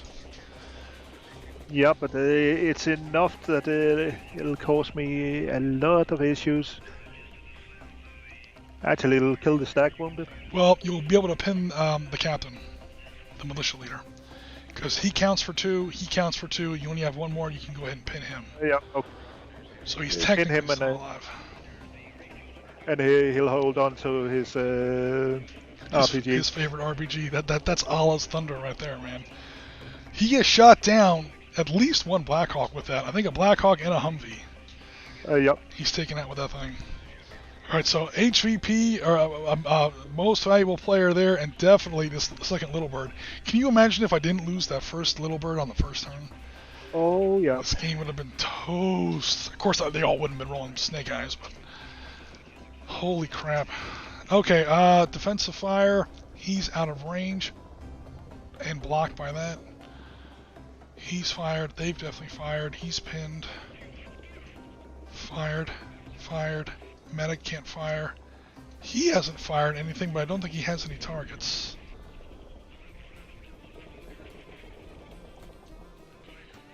He can shoot at the recoilless rifle. He can technically do something to it. Yep.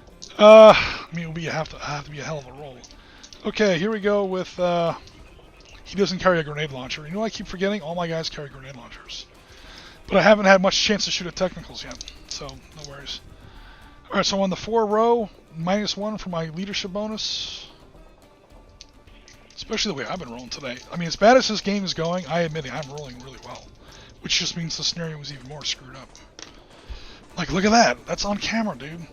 That's a modified 2. That is 5 casualty points on the technical. Technical is blown up with no die roll required because I've exceeded the 3. Yep. Jesus Christ. It's kind of. You said he was having a grenade launcher. There you go. Yeah, he put like 2 in the driver, then like 3 through the engine block, and then 1 in the gas tank. All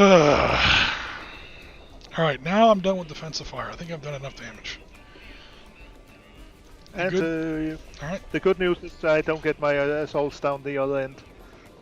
Yep. So we go to your after action phase. No, I got a couple of assaults. Oh god, I forgot about him. Oh god, yeah. Dude, I don't even want to roll this. Oh my god. Okay, let's do this just for fun, because we have valorous units in an assault. This doesn't happen often, folks. Right? That's 1. That's 2. Valorous units are doubled in close combat. 16. 18. So that's a total of 18 so far. 22. 26. 28 against 5. You're past 4 to 1. So you're already at 4 to 1. Yeah, just don't throw any. Just don't roll an 11 or a 12 because neither of us have grenades. 6. 6. Okay, that was a success. You have to pay 1 plus. First of all, 1 plus 2 for the woods. 2 for the building. The problem is these guys get to ignore the first casualty point. So you have to get a grand total of 3 casualty points. 1 infantry unit plus 2 for the building. And the first 2 don't count, so you're down to just 1 casualty point. So pin one of the half squads, the one without the RPD. Alright, so Ericsson's done with his M60. That's 2 more. Oops, don't double it. The score's bad enough. Okay, and you own that hex, and it didn't cost you a single drop of blood, really. You got some guys that are a little shaken up. Because valorous units are badass. Al-Radi! He gives no shits! He's not gonna die, because what is it that Al Franken says? Not Al Franken, who's that comedian? Lewis Black. I've seen all the 72 versions, and they're all fat and ugly. So, I guess what? I don't want to die. Yep. Oh no. Dude, just count the friggin' dead, man. God damn. And then there's of course the Star Trek convention that they end up with. 72 virgins. Osama. Oops. Right? Yeah, or Robin Williams joke, it's 72 Virginians. It's like George, he goes to heaven and he's getting the shit kicked out of him by George Washington, Jefferson, Thomas Jefferson, Patrick Henry. It's just supposed to be by 72 Virginians, asshole.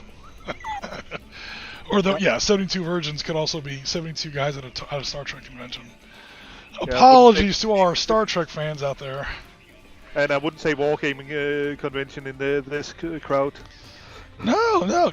Most of us have wives and girlfriends. Come on now. Yep. That actually isn't true. Oh, Lord have mercy. We did technically forget to roll for civilians, but who cares at this point? And there's assault going in there. Vocal. This little one here? Yep. Okay. I think it's 1 to 1. Ooh, no, it's 1 to 2. You have 4, I have 5. 1 to 2, you have to roll a 5 or less. 6. Okay, that is a failed assault. So, failed assault, there's only 1 casualty point in there. It's number of infantry units, plus terrain bonus, plus the amount you blew the roll by. So that's going to be a total of 4 casualty points. There's only 1 point in there. Now, I have to pay 1 casualty point for every infantry unit that was in the hex. You had 1 infantry unit there, so I suffer 1 casualty point in repelling that assault. That means I am pinned. Which means he doesn't get a evacuation check. He might bleed out. It might still be a thing. Alright. Alright, guys. Did you want to try and rally these guys over here to finish out turn 2? Yeah, might as well. Okay, 6 or less, because he doesn't get to apply his bonus to himself. A 3. He makes it. Dude, he's badass, man. This guy, 6 or less.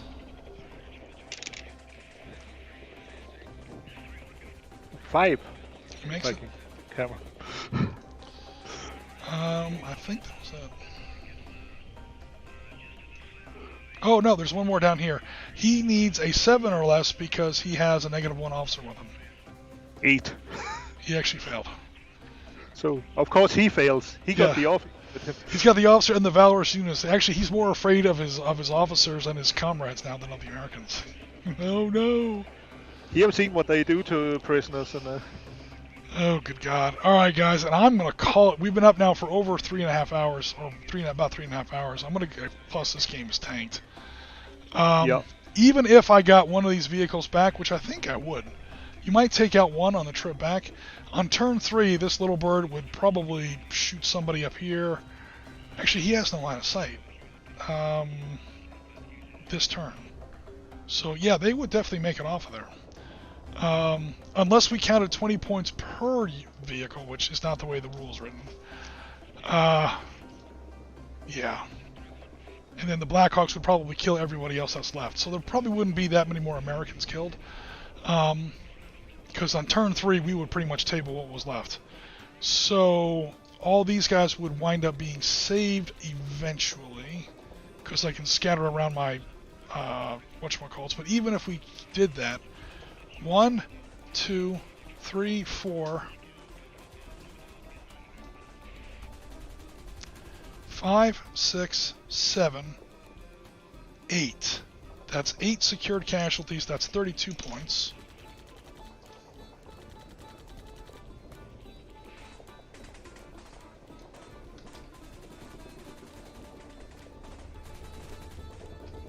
I don't even want to count this next number.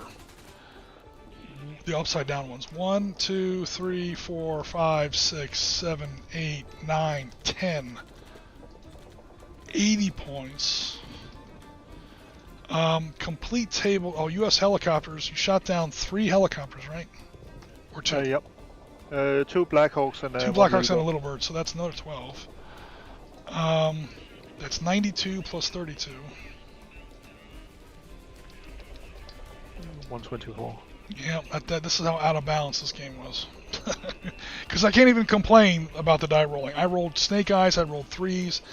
I mean, people love to complain about their die rolls. I rolled like a fiend, and I still got the ill beat out of me by a ridiculous amount. Construction, 1, 2, 3, 4 times 1, 2, 3. Actually, 1, 2, 3, 4, 5.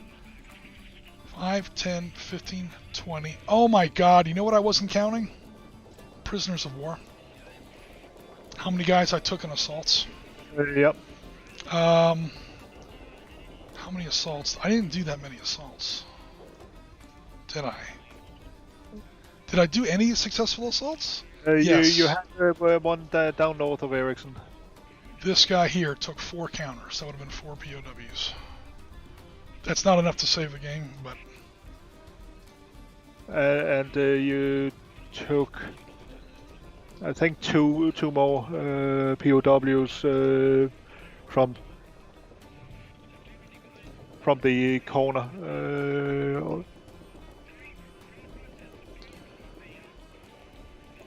It's not from a failed... Oh yeah, no. Oh wait, hold on. What 2 other POWs you're talking about? I know about these 4 here. Oh no, it was the truck you assaulted. Yeah. There. Okay. So the trucks are units. I destroyed 3 trucks plus the 5 technicals. Yeah.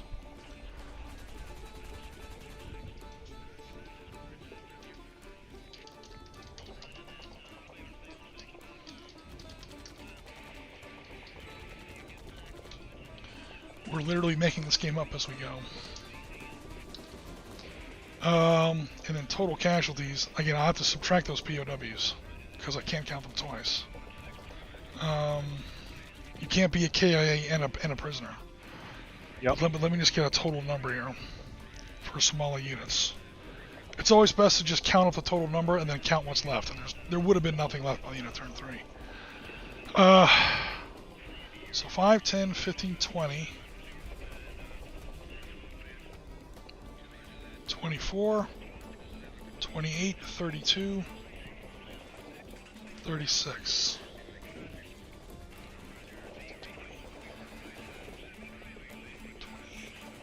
36 minus 4 is 32. Because 4 of them were converted into prisoners. Yeah, this game was out of whack. That's cool. We kind of knew that going in. 16 plus 20 plus 10. Damn it. 32 plus 16 plus 20 plus 10. 78. So, again, if that first Blackhawk hadn't done its basic suicide mission there on the southeast corner, who knows how the game might have turned out. Yeah. It still would have been lost, but it wouldn't have been quite this bad. So clearly, we have a little bit of work left to do when it comes to our helicopter rules. We're close, but we're not quite there. I may have just given the Somalis too many guys, or given the Americans more little birds. Those little birds are nice. Little birds cause a tremendous amount of damage in the historical event, as far as fire suppression and getting a lot of those Rangers out of there. So losing the first first little bird there. Yeah, losing the first little bird was a big. That was my first big clue that this was going to be a long afternoon. So the truck-mounted recoilless rifle, a little more wieldy than a Stug. Little more wieldy than a Stug. Actually, Ben, it is pretty wieldy because it's got a 360-degree fire arc. What it doesn't have compared to a Stug, I mean, in this game it wouldn't matter because this game is too small. The scale of Valor and Victory is too small. But in a real game, I mean, we see 106mm recoilless rifles in the Arab Israeli wars. They have an attack factor of 16, which is nice. That's a little bit better than what a Stug gets. It has a range of 4.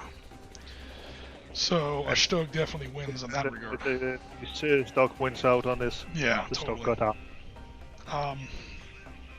And then the Czechoslovakian 107s are basically similar. I think they have like I think they have like a 17.5 in Arab Israeli war, something like that. But does a lot for your survivability as well. Oh, definitely. And of course, those recoilless rifles are on unarmored Israeli Jeeps with a defense factor of 1, soft skin. A Stug has a defense of 12 armored. So, yeah. I mean, as far as a Panzer Leader platoon goes, yeah, I'll take a Stug for sure. I know what I would prefer to sit in as well. Oh, yeah, in a real battlefield, certainly.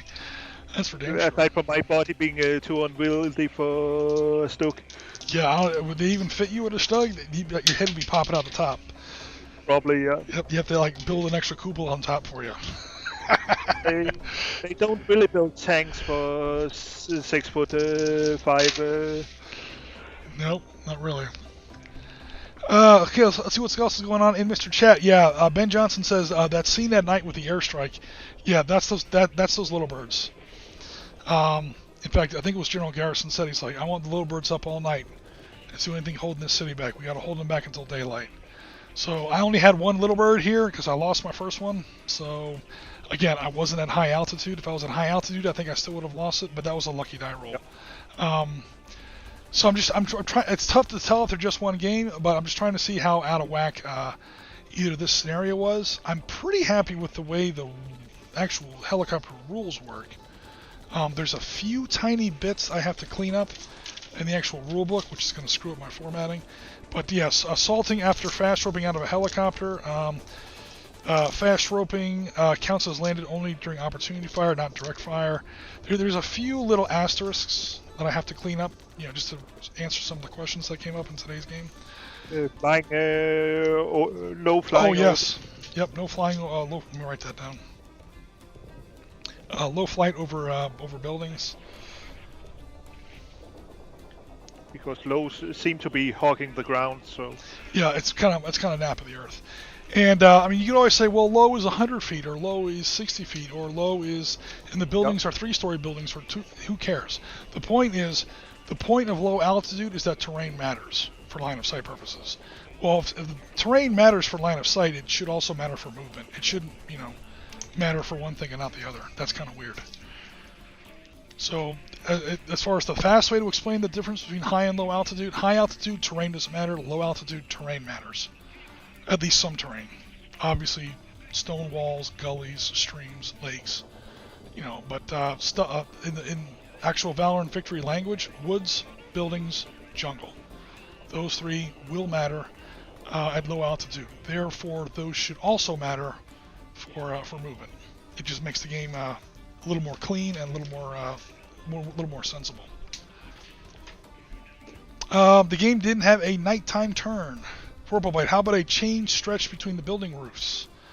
Oh god, don't give him any ideas, man. Stop it. I'm not going to make up rules for power lines. And so on and so forth. Okay, guys, we've been up now for 3.5 hours now. Any comments from you, Rasmus? How are you with this whole helicopter modern warfare thing? It was enjoyable, and yeah, there were definitely some things like the first Blackhawk going down, which were you giving away the points, but Well, yeah, that first one, yeah. I mean, what I didn't give away and what wound up really biting me in the ass was that first little bird going down. Again, I sort of gave it away because that should have been at high altitude, which means you would have been hitting at a 4 or less, but you also rolled a 4. yeah. So, in this particular game that wouldn't have mattered, but that was still a tactical mistake on my end. But with 2 little birds, I think this game would have been a lot different. Oh yeah. We it delete a stack quite easily. Yeah. 32 Especially with that first big whack. Yeah, and again, the other way to do it is with those helo strikes. Now, again, I'm still writing those rules officially, but the way we've been doing airstrikes, fighter bomber strikes, in Valor and Victory, obviously, fighter bomber, airstrikes, helicopter strikes in the modern age are a hell of a lot more powerful in 1990 than they were in 1945. However, I do not want to screw up Barry Doyle's game, so I don't want to change that anti-personnel chart. So the way I'm doing it is airstrikes, there's a whole bunch of options, but they still use that fighter bomber column. And the way they get more powerful is you either get a huge bonus, or you get to roll 3 numbers, or you get to roll 3 numbers and pick the best one, or you get to roll across multiple hexes. There are different options depending on your strike package. Whether it's an iron bomb, napalm, thermal barrack bomb, laser guided bomb, there's all kinds of stuff like that. Anti-tank missiles, and so on and so forth. And for helicopter strikes, it's basically 2 rolls on that blue table instead of 1. Yep. So that way I get to have more powerful airstrikes and not break the column, not break his chart. Because I don't want to. I want to keep this game friendly as possible for veteran, Valor and Victory players. Oh yeah. So yeah, we could have done it that way. Give like 2 or 3 of those helicopter strikes on there instead. But who knows? I wanted to try out the new counters. Oh yeah, and there is something about units on the map instead of Yeah, you're absolutely right. I mean, number one, it just looks cooler. Than just the standard blue, fighter bomber strike or whatever. We just have to. I just got to be a little bit more careful about how I use them vis-a-vis ground fire. Oh, the other thing that really kind of chucked this game in the bin as far as historical result go is, again, in real life, the Somalis did not get to set up like this. They set up wherever they want on the table, already prepared. They knew the Americans were coming. They had like this anti-aircraft ring of death around the Olympic Hotel. Obviously, that didn't happen in real life. But we knew that going in. But we were not going to get a very historical result here. It's inspired by real events rather than depicting real events. Yeah, this is Mogadishu. It could have been worse. I think they knew when the choppers were flying overhead, that kid held up his cell phone and he kind of warned the militia leader that, hey, the Americans are in flight, they're coming toward you. So the Somali militia had like 5 minutes of warning, maybe less. I mean, how long does it take a Blackhawk to fly 1.5 miles? That's basically how much warning they had. This would have been like if they had like an hour's warning. And they had all their technicals ready, all their RPGs set up, they're all ready to defend that hotel. I mean, and they also knew exactly where the Americans were going. Yeah, it would have been a massacre. As we saw. I mean, this was a massacre. The Americans lost, 120? Shit, I mean, I lost by a lot. And I rolled really well. I can't even complain about my dice rolls. I rolled like a fiend, and I lost by 50 points. So, yeah, it's a little weird.